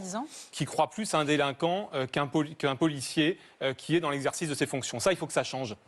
Il faut que les policiers, ils soient soutenus, que ce ne soient plus des cibles. Aujourd'hui, on a des policiers qui, dès qu'ils rentrent dans un quartier, se feront attaquer. C'est ça qui se passe aujourd'hui, ils se font attaquer. Et que fait le gouvernement ? Le monsieur Darmanin va, une fois que l'attaque a eu lieu, dire c'est scandaleux ce qui s'est passé. Et puis toutes les semaines, il fait ça. Mais alors, où sont les actes qu'est-ce qui se passe, comment est-ce qu'on peut accepter ces choses-là. Et je terminerai aussi sur un sujet important, c'est que cette violence, elle aboutit à une restriction des libertés. C'est-à-dire que moi, je connais beaucoup de gens qui ne sortent plus quand il fait nuit. Voilà, ça c'est une réalité dans beaucoup de villes de France.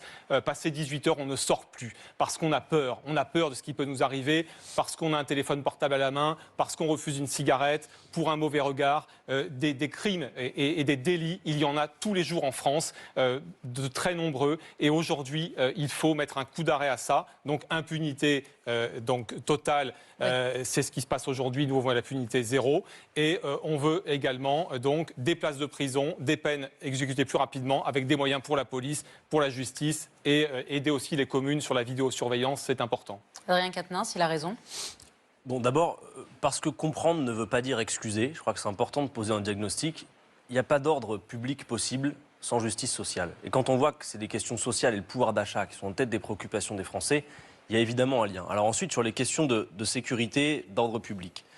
C'est évidemment là où nos services publics reculent que l'insécurité progresse. Et en la matière, nous avons une doctrine, c'est le triptyque, prévention, répression à juste proportion et réparation. Il faut d'abord des moyens supplémentaires dans la police. Nous, on parle de refonder la police républicaine. Parce que nous avons été les premiers à l'Assemblée nationale à demander une commission d'enquête sur les causes des suicides dans la police. Il y a énormément de policiers qui se suicident. Je ne sais plus à combien on en est aujourd'hui, mais c'est déjà un chiffre extrêmement alarmant pour 2022. Et il faut aussi refonder complètement la doctrine. Car quand nous parlons de violences policières, c'est parce qu'il y a des violences policières. Et dire qu'il y a des violences policières, ça ne veut pas dire que tous les policiers soient des violents, qu'on soit bien clair. Ça veut dire que la doctrine, les donneurs d'ordre, la hiérarchie sont en cause et qu'il faut la refonder. Sur les moyens supplémentaires, nous voulons 11 000 policiers de plus, 2 500 agents administratifs pour en finir avec toute la paperasserie qu'on impose aux policiers. Il nous faut 1 500 greffiers, de la police scientifique et technique, 3 300 de plus. Et globalement, nous voulons réinstaurer une police de proximité qui a été avortée et remplacer cette police, remplacer la BAC par cette police de proximité. Et juste d'un mot, je suis d'accord avec ce qui a été dit sur le fait que les trafics de drogue pourrissent la vie de beaucoup de nos concitoyens dans les quartiers. Et je crois que de ce point de vue, la politique du chiffre qui fait que 85% du temps que passent les policiers sur le terrain, c'est pour courir derrière la barrette de shit, ça démantèle pas les trafics. Je pense qu'on doit maintenant avancer sur la question de la légalisation du cannabis. Légaliser le cannabis, ça ne veut pas dire faire l'apologie de la fumette. Ça veut dire que la politique du tout répressif n'a pas de résultat. Alors, ça nous permettrait de mener de vraies politiques de santé publique et de tarir les trafics. Parce qu'aujourd'hui, on ne peut pas le faire. Le ministre de la Santé peut répondre sur ce sujet. D'abord, pardonnez-moi, il y a un côté pavlovien. Vous posez la question insécurité. À l'extrême droite, on vous répond immigration. À l'extrême gauche, violence policière. Non, j'ai aussi parlé refondation de la police, recrutement. Vous avez parlé de violence policière. Vous parlez d'insécurité, vous répondez violence policière. Nous allons développer les plaintes en ligne. Ça, c'est un moyen aussi de désencombrer la justice, pour faire en sorte que ce soit moins compliqué de porter plainte, que les traitements puissent être plus rapides. Ça, c'est absolument indispensable. Nous allons tripler les amendes pour délits sexistes. Vous savez que nous avons instauré en début de mandat, parce que vous parliez tout à l'heure de la capacité d'une femme à se promener dans les rues, il y a quand même plusieurs milliers d'amendes qui ont déjà été administrées. C'était à l'initiative de Marlène Schiappa. Nous allons le poursuivre. C'est tous les jours. Nous avons mis en place des contraventions à paiement direct pour désencombrer aussi les tribunaux, sachant qu'on savait très bien que ça n'allait pas se terminer autrement que par des amendes, pour que le règlement puisse être fait immédiatement et encore une fois, faire en sorte de recentrer la justice sur ce qui est indispensable. Vous parlez de la police du quotidien, de la sécurité du quotidien. Nous avons restauré... De proximité. Nous avons restauré la police de proximité. Moi, dans ma ville de Grenoble, il y a la police de proximité qui a été recréée. Nous avons à nouveau de la présence policière dans les quartiers. C'était important, ça avait manqué, ça avait disparu depuis 10 ans. C'était absolument indispensable. Posez la question du cannabis. Moi, je vous dirais une chose. La consommation, j'ai eu les chiffres d'un rapport d'experts indépendant le mois dernier qui montre que la consommation de cannabis depuis 5 ans dans notre pays est en forte diminution, notamment chez les jeunes. Ça paraît contre-intuitif. J'avoue que j'ai trouvé ça contre-intuitif, mais c'est avéré. Donc la consommation, elle se maintient à un niveau identique à ce qu'elle était pour les 35-50 ans, c'est-à-dire ceux qui avaient commencé jeunes, mais il y a beaucoup moins... J'ai essayé de ne pas faire tomber le verre.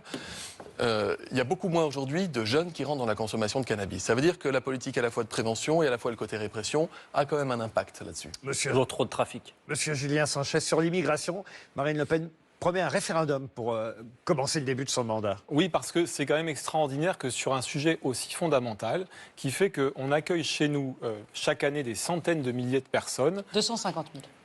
Ça, c'est des chiffres officiels, mais enfin, il y a aussi... En moyenne, depuis, et ça n'a pas changé, c'est chaque année, en moyenne, depuis sous Sarkozy, sous Hollande, sous Macron, environ 250 000. Je ne vais pas me battre avec vous. Non, mais c'est l'immigration légale, Non, mais- c'est les chiffres. Oui, mais il y a l'illégal. Il y a l'illégal. Ça, aussi, certainement. Je vous ai qui est donné l'immigration légale. colossal.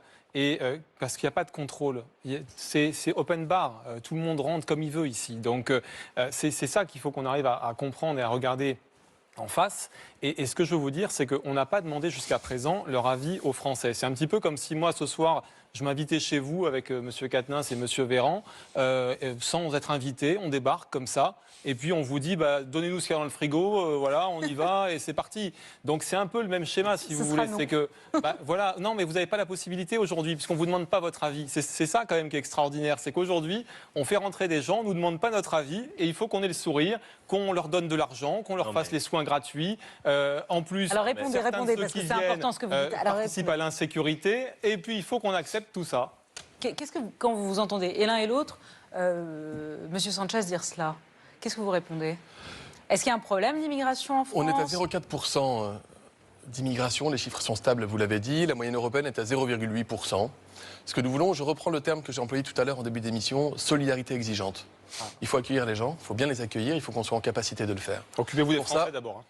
Pour ça, pour les titres de long séjour, ce qui est dans le programme d'Emmanuel Macron, c'est double exigence, maîtrise du français et la capacité ou d'avoir un emploi ou d'en trouver un.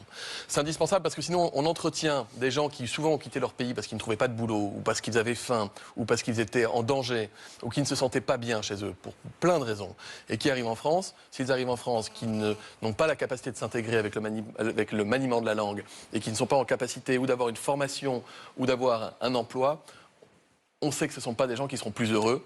Et donc, c'est ce qu'on veut éviter. Donc, Olivier on va Véran, changer ces règles-là il y a de manière à ce que il lorsque y a les trop titres de- de séjour sont prolongés, il y ait cette double exigence. Il y a trop d'immigrés en France, comme le dit le Rassemblement national ou le parti d'Éric Zemmour. Est-ce qu'il y en a trop? Est-ce qu'on en accueille trop? Ne me demandez pas si je partage un bout, ne serait-ce qu'un embryon de vision sur les questions humanistes avec l'extrême droite ou l'autre extrême droite. La réponse sera toujours non, Léa Ça nous Salah. rassure. Donc il n'y a pas trop d'immigrés, on n'accueille pas trop de gens en France. Il ne Mais faut pas nous réguler avons- davantage. Vous savez, il y a un pays, d'ailleurs, c'est l'Angleterre, qui a fait le Brexit. Je parle du Brexit parce que je crois que vous avez baptisé une rue de votre commune de Beaucaire la rue du Brexit. Exact. Tout à fait. Donc, comme le le Rassemblement Eh oui, oui. national, je ne sais C'est plus à si vous voulez côté quitter de la l'Europe ou rue, non, mais je Schuman. le dis. Bon, donc, il y a eu deux conséquences, et que vous ne pouvez pas nier, en Angleterre.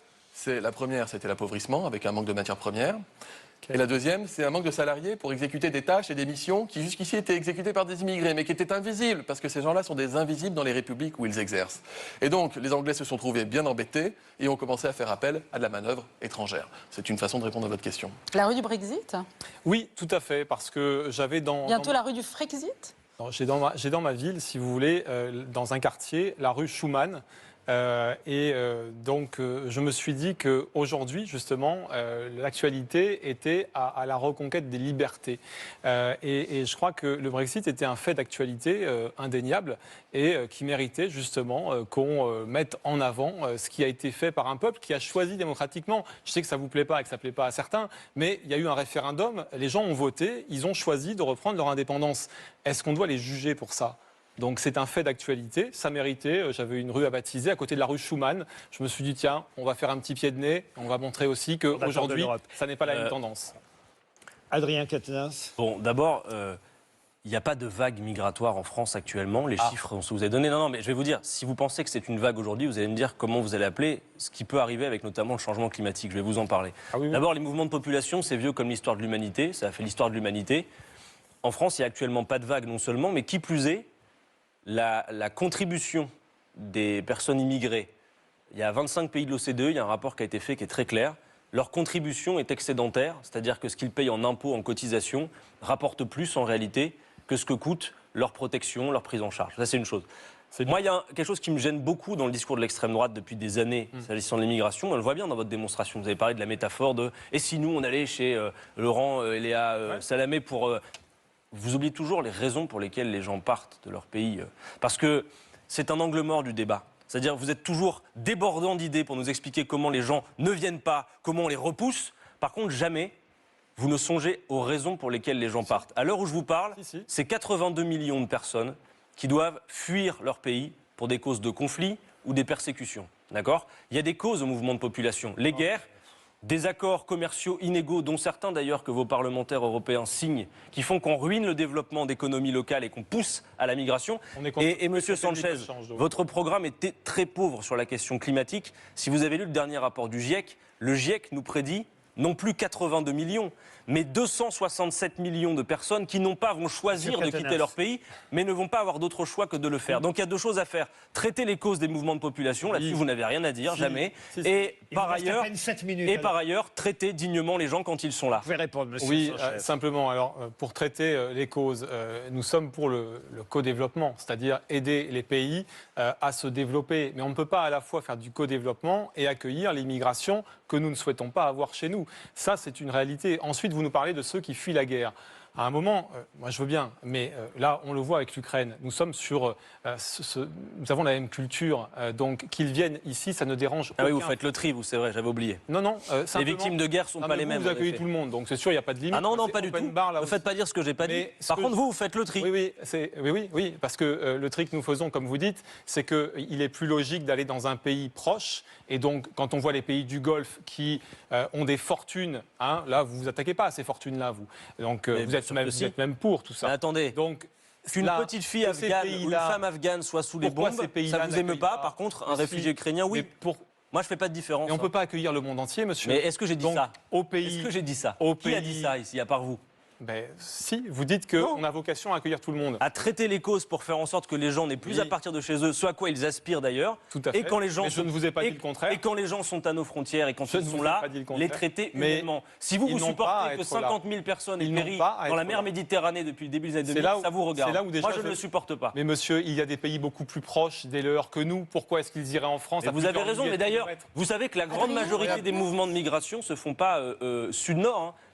L'immense majorité des encouragez les passeurs. De toute façon, avec la France insoumise, vous encouragez. Vous n'avez rien à dire, vous nous calomniez. Non, pas du tout. C'est pas une calomnie. Vous connaissez pas le sujet. Vous êtes votre commerce, mais vous ne le connaissez pas. Dans votre programme, vous êtes pour la régularisation de tous les clandestins. Non, les travailleurs sans papier, c'est pas pareil. Les travailleurs, les gens qui travaillent, 70% des gens sont d'accord avec ça. On va donner la parole à monsieur Véran. Juste une chose, parce que à plusieurs reprises, et monsieur Véran et monsieur Caténins ont parlé d'extrême droite. D'habitude, sur le terme d'extrême droite, madame Le Pen ou même Éric Zemmour réagissent en disant mais non, on n'est pas l'extrême droite. Vous, ça vous embête pas? J'essaie de ne pas perdre de temps parce que les provocations qu'il y aura dans toute la soirée, si je les relève toutes, je n'aurai pas le temps de parler de mes idées et du programme de Marine Le Pen. Donc je ne relève pas tout.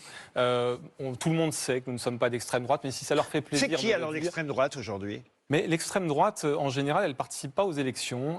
Et l'extrême droite, elle n'est pas forcément pour la démocratie et pour la République. Nous sommes dans le champ démocratique, nous inscrivons dans le cadre institutionnel. Donc je ne vois pas pourquoi nous serions d'extrême droite. C'est l'extrême droite, le Rassemblement national? Ceci n'est pas une pipe, Magritte. Bien sûr. Bien sûr, c'est une idéologie d'extrême droite. Il y a des gens qui ont été condamnés pour racisme.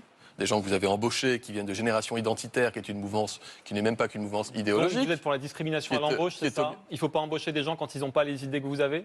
C'est intéressant pour un ministre de nous dire ça. J'objecte. Il ne faut pas embaucher les gens parce qu'ils ont des idées qui ne vous plaisent pas. Reposez-moi troisième fois la question. Allez-y, je vous en prie. Vous êtes maire d'une commune où vous avez cru bon d'embaucher un directeur adjoint de la communication pour une commune de 15 000 habitants. Tout à fait. Et vous avez choisi d'embaucher M. Rieux, qui était à ce moment-là dans le mouvement Génération Identitaire, qui n'est certainement pas un mouvement non violent et encore moins un mouvement qui ne serait pas d'extrême droite.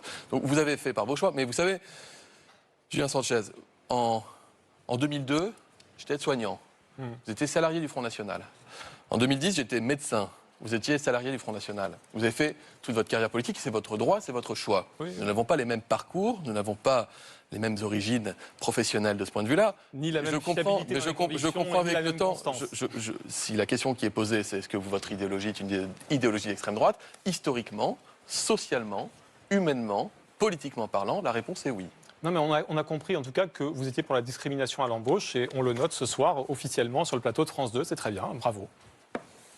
Léa, un autre sujet. Moi, allez-y, Laurent. J'avais envie de revenir, parce que tout à l'heure, on a parlé des retraites, mais on n'a pas parlé des maisons de retraite. Et quand même, on sait qu'il y a un livre qui a beaucoup fait réagir ces derniers temps, et on a appris encore aujourd'hui que le gouvernement, d'ailleurs, attaquait la société Orpea, qui est la on va dire, la principale organisation, institution de maison de retraite visée par ce livre de Victor Castanet, les Fossoyeurs.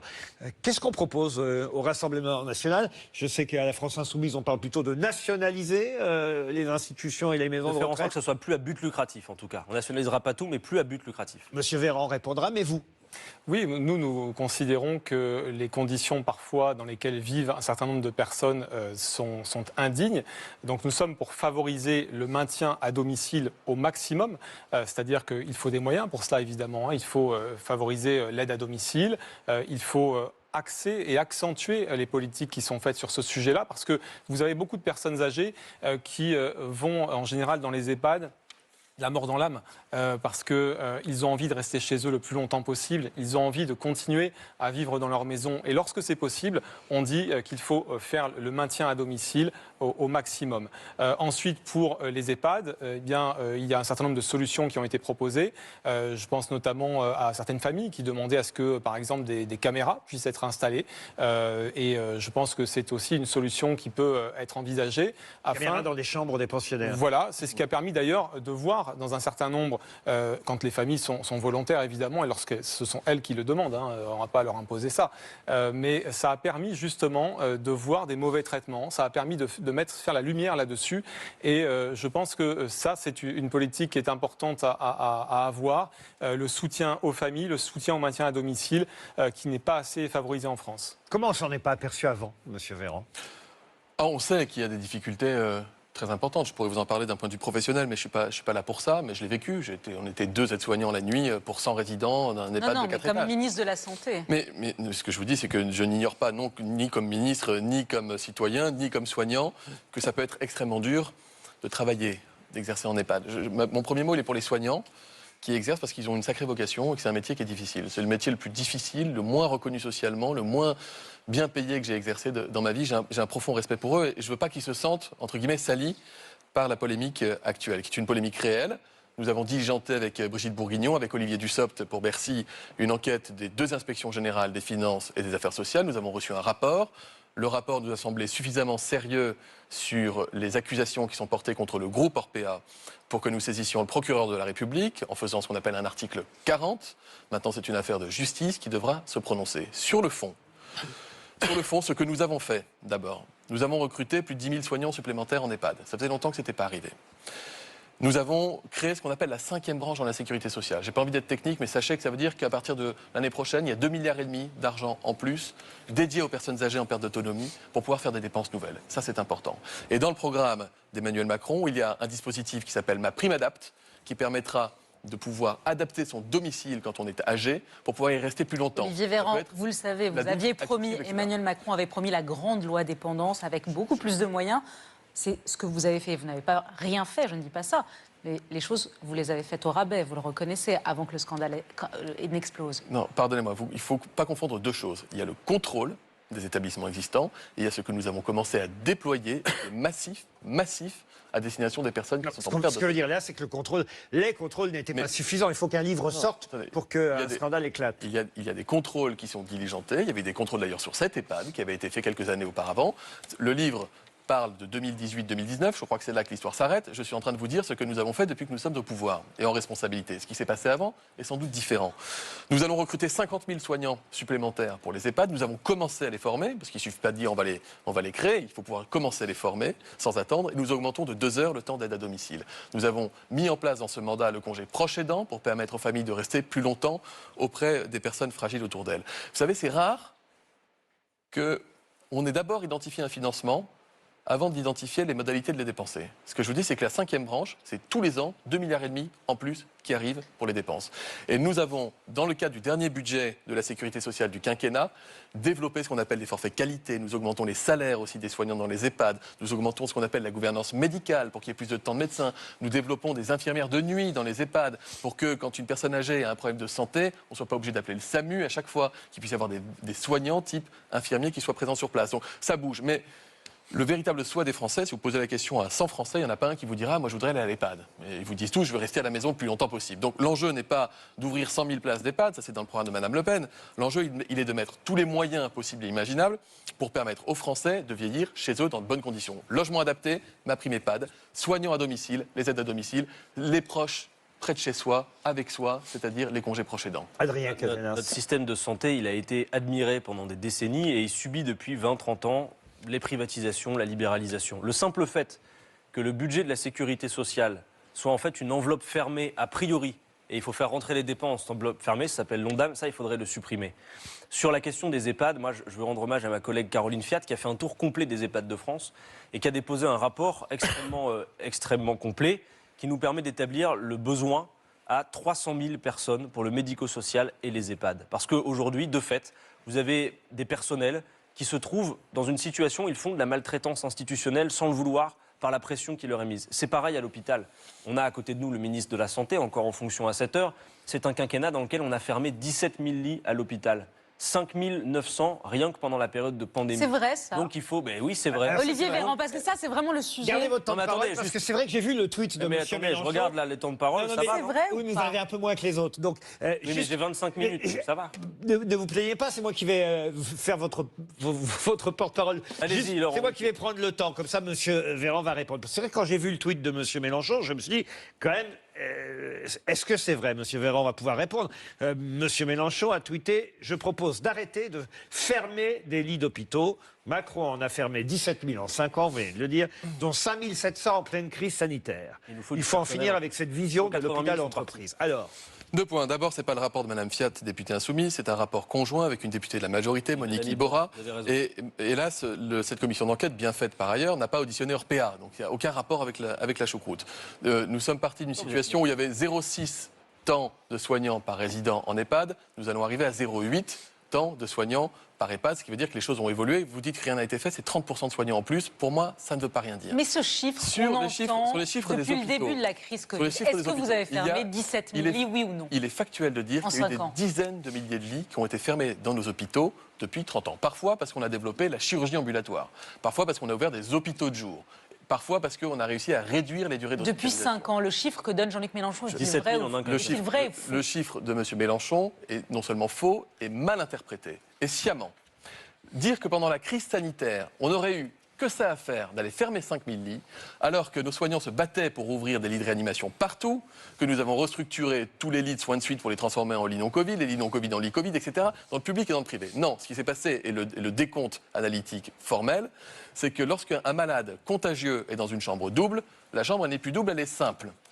Donc quand vous êtes en période de Covid et que vous avez des gens contagieux dans des unités, vous ne pouvez plus mettre 2 malades par lit, 2 malades par chambre, mais un seul malade par chambre. Donc vous pouvez considérer que c'est une fermeture de lit? Non, c'est des lits qui ne sont plus utilisables.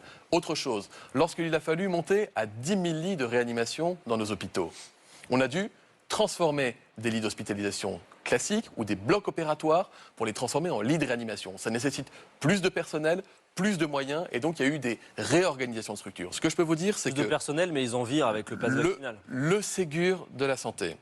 Le Ségur de la santé, c'est d'abord 19 milliards d'euros pour reconstruire et moderniser 3000 hôpitaux EHPAD dans nos pays. Ça n'a jamais été fait. Vous avez voté contre. Le Ségur de la santé, c'est 10 milliards d'euros de hausse de salaire pour 2 millions de salariés de nos hôpitaux. Pas que les infirmières, les aides-soignantes et les médecins, les électriciens, les manutentionnaires des hôpitaux. 10 milliards d'euros. Vous avez voté contre. Je pense que ça allait dans le bon Vous sens. emballez ça dans des choses inacceptables. Est-ce que ça va dans par le ailleurs. bon sens, Adrien Quatennens, quand on augmente de 10 milliards d'euros par an le salaire de 2 millions de salariés, 85% des femmes? Expliquez-moi pourquoi Ça vous va dans votez le bon contre. sens, pas quand vous excluez Je bon nombre voudrais- de professions, du médico-social je et tout le voudrais- reste. Vous le savez, est-ce que ça écoutez, va dans le bon sens? je prends un témoin, Est-ce tout, que ça va tout dans le le bon personnel de santé Est-ce qui que nous ça va dans le écoute. bon sens? Oui, non, c'est simple Mais comme en fait, question. le problème, c'est que Quand vous on emballez, augmente vous le emballez, salaire mais on va de 2 millions de expliquer. salariés. Vous emballez dans vos projets de loi des choses qui peuvent aller dans le bon sens pour nous faire avaler des choses qui ne vont pas du tout. Donc le la Ségur est dans le vérité, bon c'est sens. que, écoutez Olivier Véran, la vérité, c'est que en dehors de ce que vous avez fait pour le Covid, eh bien la trajectoire reste la même, c'est celle d'une baisse des moyens à l'hôpital. Adrien Quatennens, C'est ça, la vérité. le Ségur de la santé, c'est 15 000 embauches de soignants en plus. Et beaucoup de C'est personnes la fin exclues. des fermetures Alors, des lits. monsieur et c'est Sanchez, à sur cette ce heure. sujet. Non, mais je voulais juste Et après, pour Julien comprendre Sanchez. comment ça fonctionne. Parce que moi, j'ai passé 3 ans au Parlement avec vous, 2 ans comme ministre et vous parlementaire.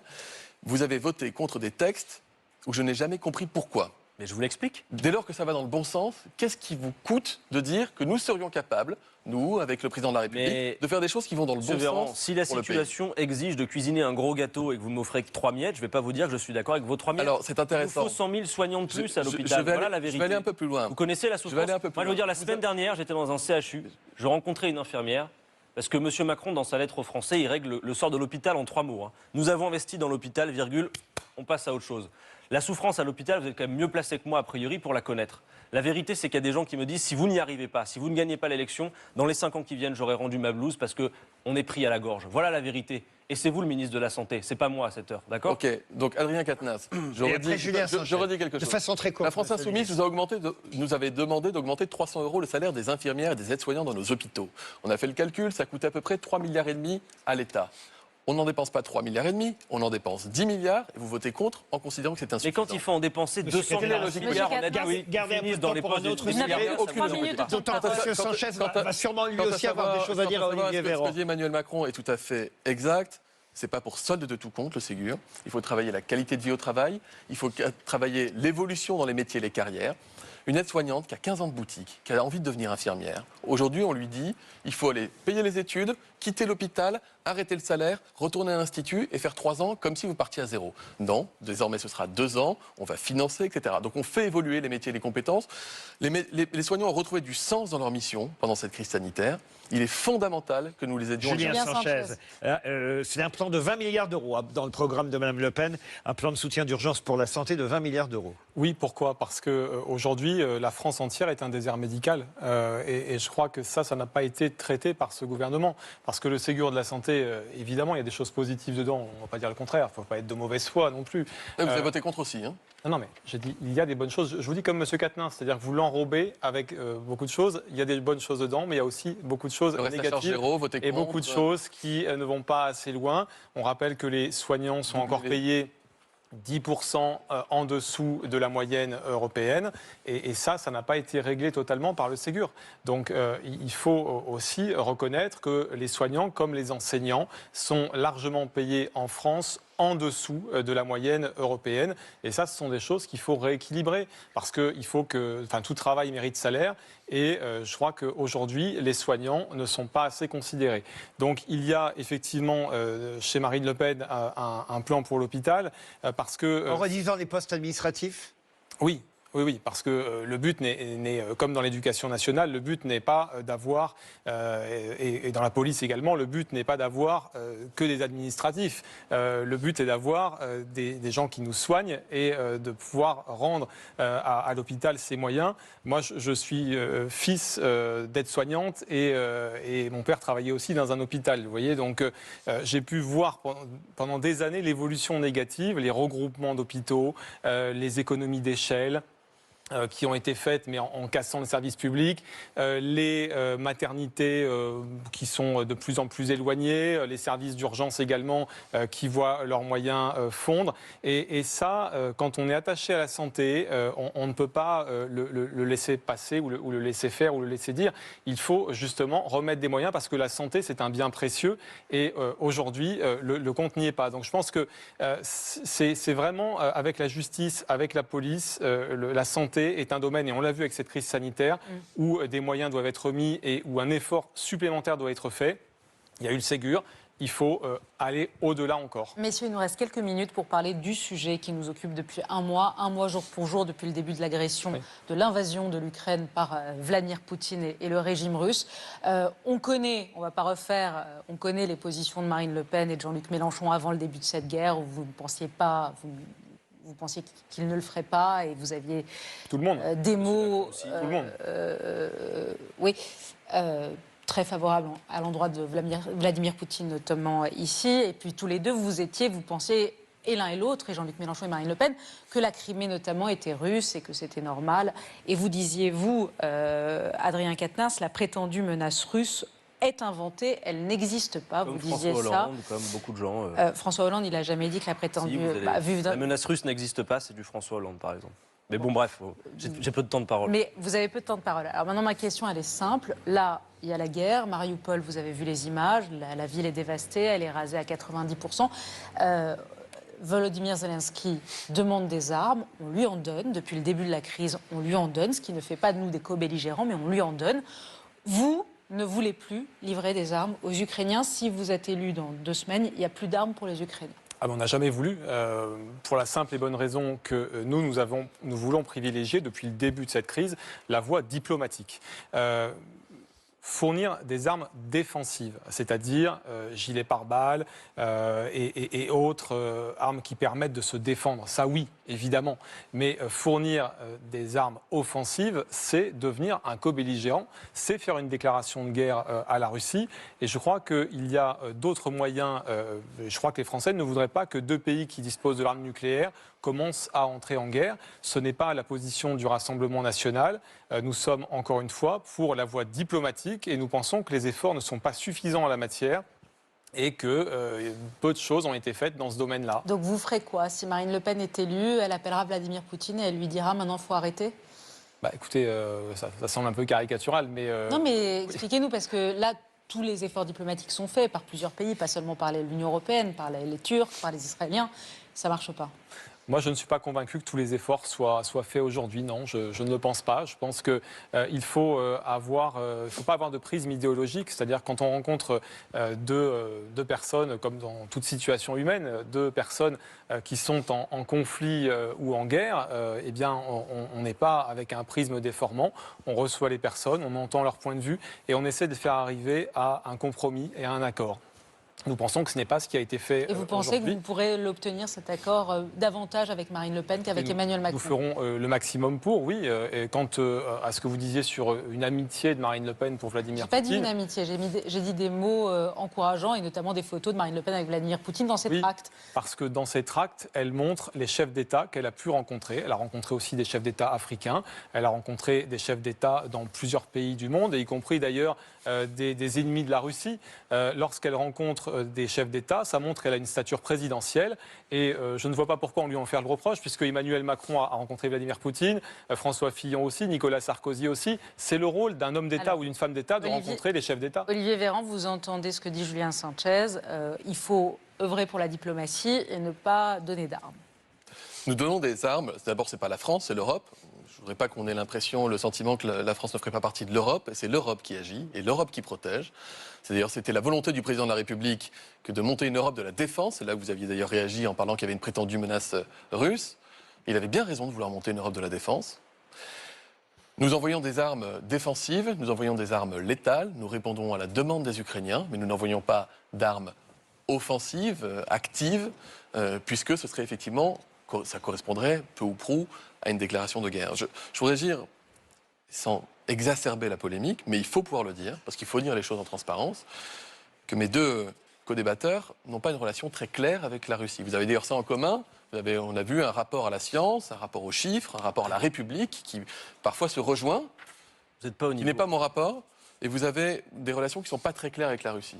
Mais vous le savez. Non. Vous dites que Marine Le Pen rencontre M. Poutine comme tous les chefs d'État. Bah oui. Je ne sais pas si vous avez terminé de rembourser l'emprunt que vous aviez contracté lors de la dernière présidentielle auprès des banques russes. Vous avez toujours eu une forme de bienveillance excessive vis-à-vis d'un régime qui présentait une forme de menace. Et on le voit aujourd'hui. D'abord sur l'emprunt. Mais c'est bien que tout le monde change. Puisqu'il a Tout le du monde peut temps, changer. M. Sanchez, autant en Alors, profiter. vous nous aviez promis, avec M. Bayrou, là aussi, comme la proportionnelle, vous nous aviez promis une banque de la démocratie. Elle n'a jamais vu le jour parce que toutes les promesses que vous avez faites, vous ne les avez pas tenues dans ce domaine-là comme dans tant d'autres. Alors oui, la banque de la démocratie n'a pas été créée. En France, nous ne trouvons pas de prêts bancaires, comme je crois Jean-Luc Mélenchon ou d'autres n'ont pas trouvé de prêts bancaires. Alors effectivement, quand on ne trouve pas de prêts bancaires en France, parce que vous faites en sorte que vos opposants n'aient pas de prêts bancaires, eh bien oui, nous allons en Europe, nous allons partout où on peut essayer de nous prêter. Russie, c'est pas l'Europe. Et ce n'est pas avec M. Poutine que nous avons eu un prêt. M. Poutine n'a rien prêté. Ce sont des banques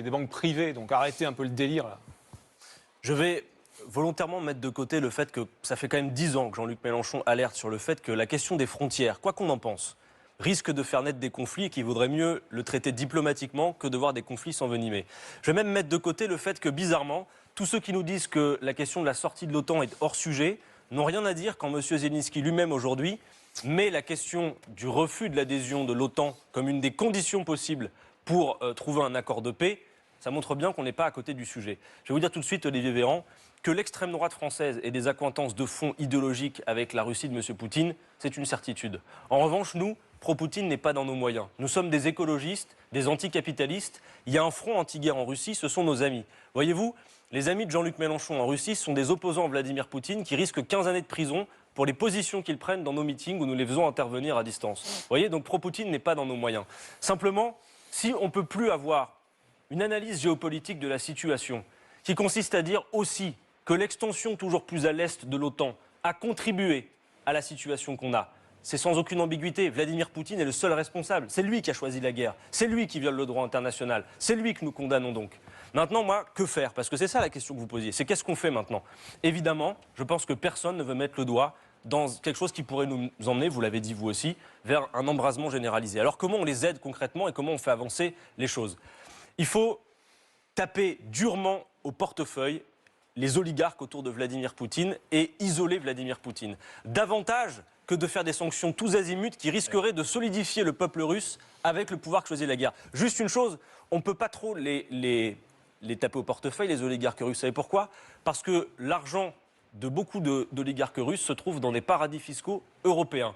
Et M. Macron n'y est pas pour rien, puisque c'est lui qui a œuvré notamment à faire en sorte que tout un tas de pays ne soient pas dans la liste des paradis fiscaux européens. Non mais parce qu'on peut faire des discours convenus, on peut avoir des belligérants de plateau télé qui, si on rajoute une ou deux phrases, proposent en fait la Troisième Guerre mondiale. Il faut dire ce qu'on peut faire. De la même manière, et je terminerai là, Laurent Ruquier, mais sur l'embargo autour du gaz. J'entends qu'on parle de l'embargo autour du gaz russe. Très rapidement. Et je vois les Américains qui s'en réjouissent parce qu'eux, ils ont le gaz de schiste. Ça veut dire qu'on refuse le gaz d'un criminel de guerre pour aller choisir le gaz écocidaire des Américains qui se réjouissent de la situation parce que le baril est à $60 rentable et qu'aujourd'hui il est à 115. Monsieur Sanchez semble d'accord avec vous, alors on va profiter, il vous reste du temps de parole. La clé, c'est la diplomatie Il n'y pour a la plus paix. que M. Sanchez qui a du temps de parole, là, officiellement. C'est merveilleux. Selon les règles de l'ARCOM. Allez-y. Donc, Vous allez répondre quand même. Mais... Non, mais sur les sanctions, je crois que là aussi, il faut avoir une chose à l'esprit, c'est l'intérêt de la France. L'intérêt de la France, est-ce que c'est effectivement de mettre des sanctions qui ne sont pas réfléchies et qui aboutissent à l'explosion du prix du gaz, notamment de l'essence et autres? Je ne le crois pas. Donc je pense qu'avant de prendre des décisions qui ne sont pas réfléchies, nos gouvernants gagneraient à réfléchir et à penser aux conséquences de leurs actes. Sur les entreprises, par exemple, les entreprises françaises qui sont en Russie, vous le savez, Renault a décidé de quitter, a annoncé qu'il quitterait. Oui. Vous levez les yeux au ciel, c'est-à-dire vous êtes contre cette décision de Renault? Moi, je pense qu'ils l'ont fait sous la pression, puisque nous avons eu donc le président ukrainien qui a montré du doigt un certain nombre d'entreprises.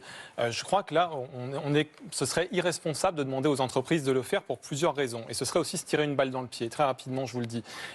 Pourquoi? Parce que d'abord, ça mettrait au chômage plus de 160 000 personnes qui dépendent des entreprises françaises en Russie. Qu'est-ce qu'ont fait ces salariés pour être mis au chômage du jour au lendemain? On ne le sait pas. Ensuite, ils ne sont pas responsables des décisions de leurs gouvernants. Ensuite, partir, c'est laisser l'espace et la part de marché à la Chine.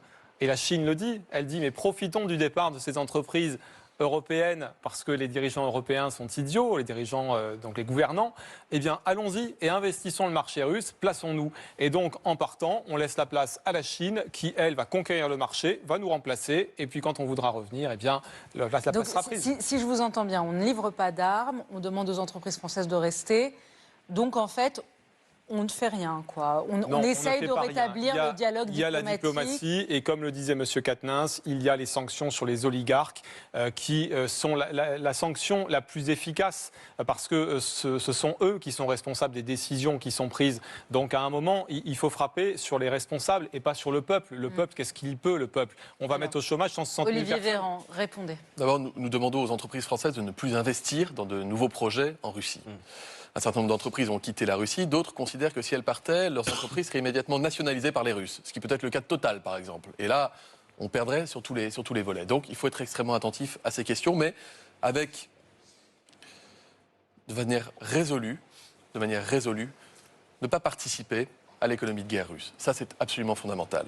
L'envoi d'armes, j'en ai parlé tout à l'heure. Il faut aussi être dans l'anticipation et l'accompagnement des conséquences de la guerre en Ukraine pour les Français et pour le reste du monde. Ces conséquences, il a été question du gaz tout à l'heure. Il se trouve que nous avions fait le bon choix, puisque nous avons une indépendance énergétique plus importante que nombre de nos voisins européens vis-à-vis de la Russie. 20% du gaz français provient de la Russie. C'est 40% de moyenne européenne. Et plus vous allez vers l'Est, plus vous montez, c'est 60-70%. On ne peut pas priver les pays d'Europe de l'Est, alors que l'hiver n'est pas terminé, de gaz. Ce serait irresponsable, mais nous devons travailler à des solutions pour retrouver une souveraineté en dehors du schéma russe. Le deuxième gros enjeu, c'est éviter des pénuries alimentaires. Ces pénuries alimentaires, elles concernent notamment le blé. La France n'est pas concernée parce que nous sommes un pays producteur, consommateur et exportateur de blé.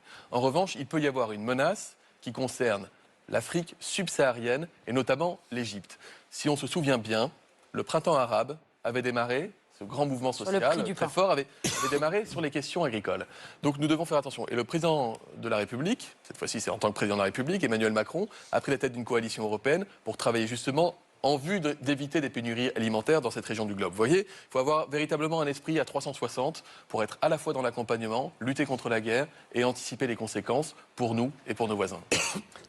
Oui, allez-y. Et il faut aussi faire attention aux profiteurs de la guerre, parce que ça, on n'en parle pas beaucoup.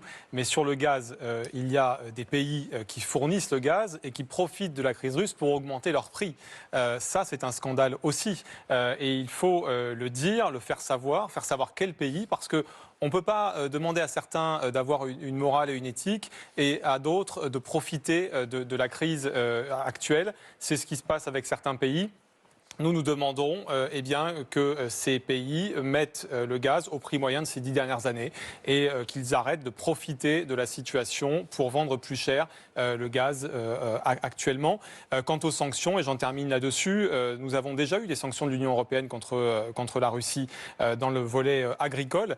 Ça a abouti à quoi et à quel résultat ? Eh bien, ça a abouti à ce que la Russie se débrouille sans nous et arrive elle-même à construire sa propre agriculture et arrive à être indépendante sur un grand nombre de sujets. Donc attention aux sanctions qui vont faire un effet boomerang et qui vont se retourner contre nous. Soyons dans la diplomatie, ne soyons pas à la botte des États-Unis et soyons réellement dans la neutralité, dans le fait de réunir chacun et de les faire se parler. Une dernière question. Il y a 5 ans, on a suffisamment reproché à M. Mélenchon de ne pas être clair au deuxième tour quand on avait cet affrontement entre Marine Le Pen et Emmanuel Macron. On lui a reproché de ne pas dire « je voterai Emmanuel Macron contre Marine Le Pen ». Imaginons, puisque ça n'est pas impossible, on l'a dit, que ce soit M. Macron contre M. Mélenchon. C'est ça d'avoir du temps de parole. Qu'est-ce que vous faites au Rassemblement national ? Et là, vous partez d'un scénario de science-fiction. Non, pas du tout. Ah non, si on en parle les sondages, c'est pas impossible. Le sondage donne Marine Le Pen à 21% aujourd'hui. Alors, on peut toujours relativiser sur les sondages. Nous, on monte, en tout cas. Non. Donc, on est passé de 18 à 21 en quelques jours. Donc, mais bon, ça peu importe. Des sondages, ça n'est pas ce qui intéresse les Français. Donc, soyons sérieux. Marine Le Pen, je le crois, sera au second tour parce que beaucoup d'électeurs d'Éric Zemmour, notamment, ont bien compris qu'il y avait un danger Jean-Luc Mélenchon et ont bien compris que le vote utile pour nos idées, c'était Marine Le Pen. Et si jamais, politique fiction, c'était Jean-Luc Mélenchon contre Emmanuel Macron ? Non, mais le pari de Laurent Ruquier, moi je dis qu'il aura raison. Non, moi je pense que par contre, ce qui peut se faire. J'ai pas dit que Jean-Luc Mélenchon gagne, je dis qu'il était au deuxième tour. Je vais voir. Après, c'est un deuxième match qui commence, Laurent, vous allez voir. Je vais être original, mais par contre, je vais dire que oui, si les gens qui nous regardent et qui sont tentés par l'abstention vont voter, s'ils reprennent en main cette élection, il n'est pas impossible qu'on ait un duel Jean-Luc Mélenchon-Marine Le Pen et que Emmanuel Macron soit éliminé au premier tour. J'appelle donc les abstentionnistes à aller se mobiliser contre ces 5 ans de saccage social, de bordel généralisé, de privation des libertés qu'on a subies pour ne plus vivre ça 5 ans de plus. Je crois que vous avez bien utilisé votre temps de parole ce soir, monsieur Julien Sanchez. Vous avez rappelé ce qu'il fallait, je crois, pour votre parti en tout cas, et surtout, on a comblé ce retard qu'avait le Rassemblement national sur l'antenne de France 2. Merci, monsieur Véran. Merci pour votre invitation. Allez voter. Oui, je crois que vous êtes d'accord au moins tous les trois là-dessus. Allez voter les 10 et 24 avril prochains, premier et deuxième tour de la présidentielle. Il est où le livre d'Adrien Quatennens ? Ah, il est là. J'ai oublié de le montrer. Ah, c'est bien, vous faites la promo. Moi, je fais chrono, vous faites promo. Génération Mélenchon, voilà. Quel ministère vous ferait plaisir, vous, Adrien Quatennens ? Je ne sais pas, on verra. Déjà, tâchons d'être au second tour. Ça sera un immense événement. Et ensuite, c'est un deuxième match qui commence. Dans les sondages de second tour, M. Macron baisse et nous, on monte. Donc c'est possible. Et oui, nous, un autre monde est possible. Et nous sommes donnés à 46,5 face à Emmanuel Macron. Vous n'y serez pas parce que les Français ne reveulent pas de cette affiche. Ils en veulent une autre. On va essayer de se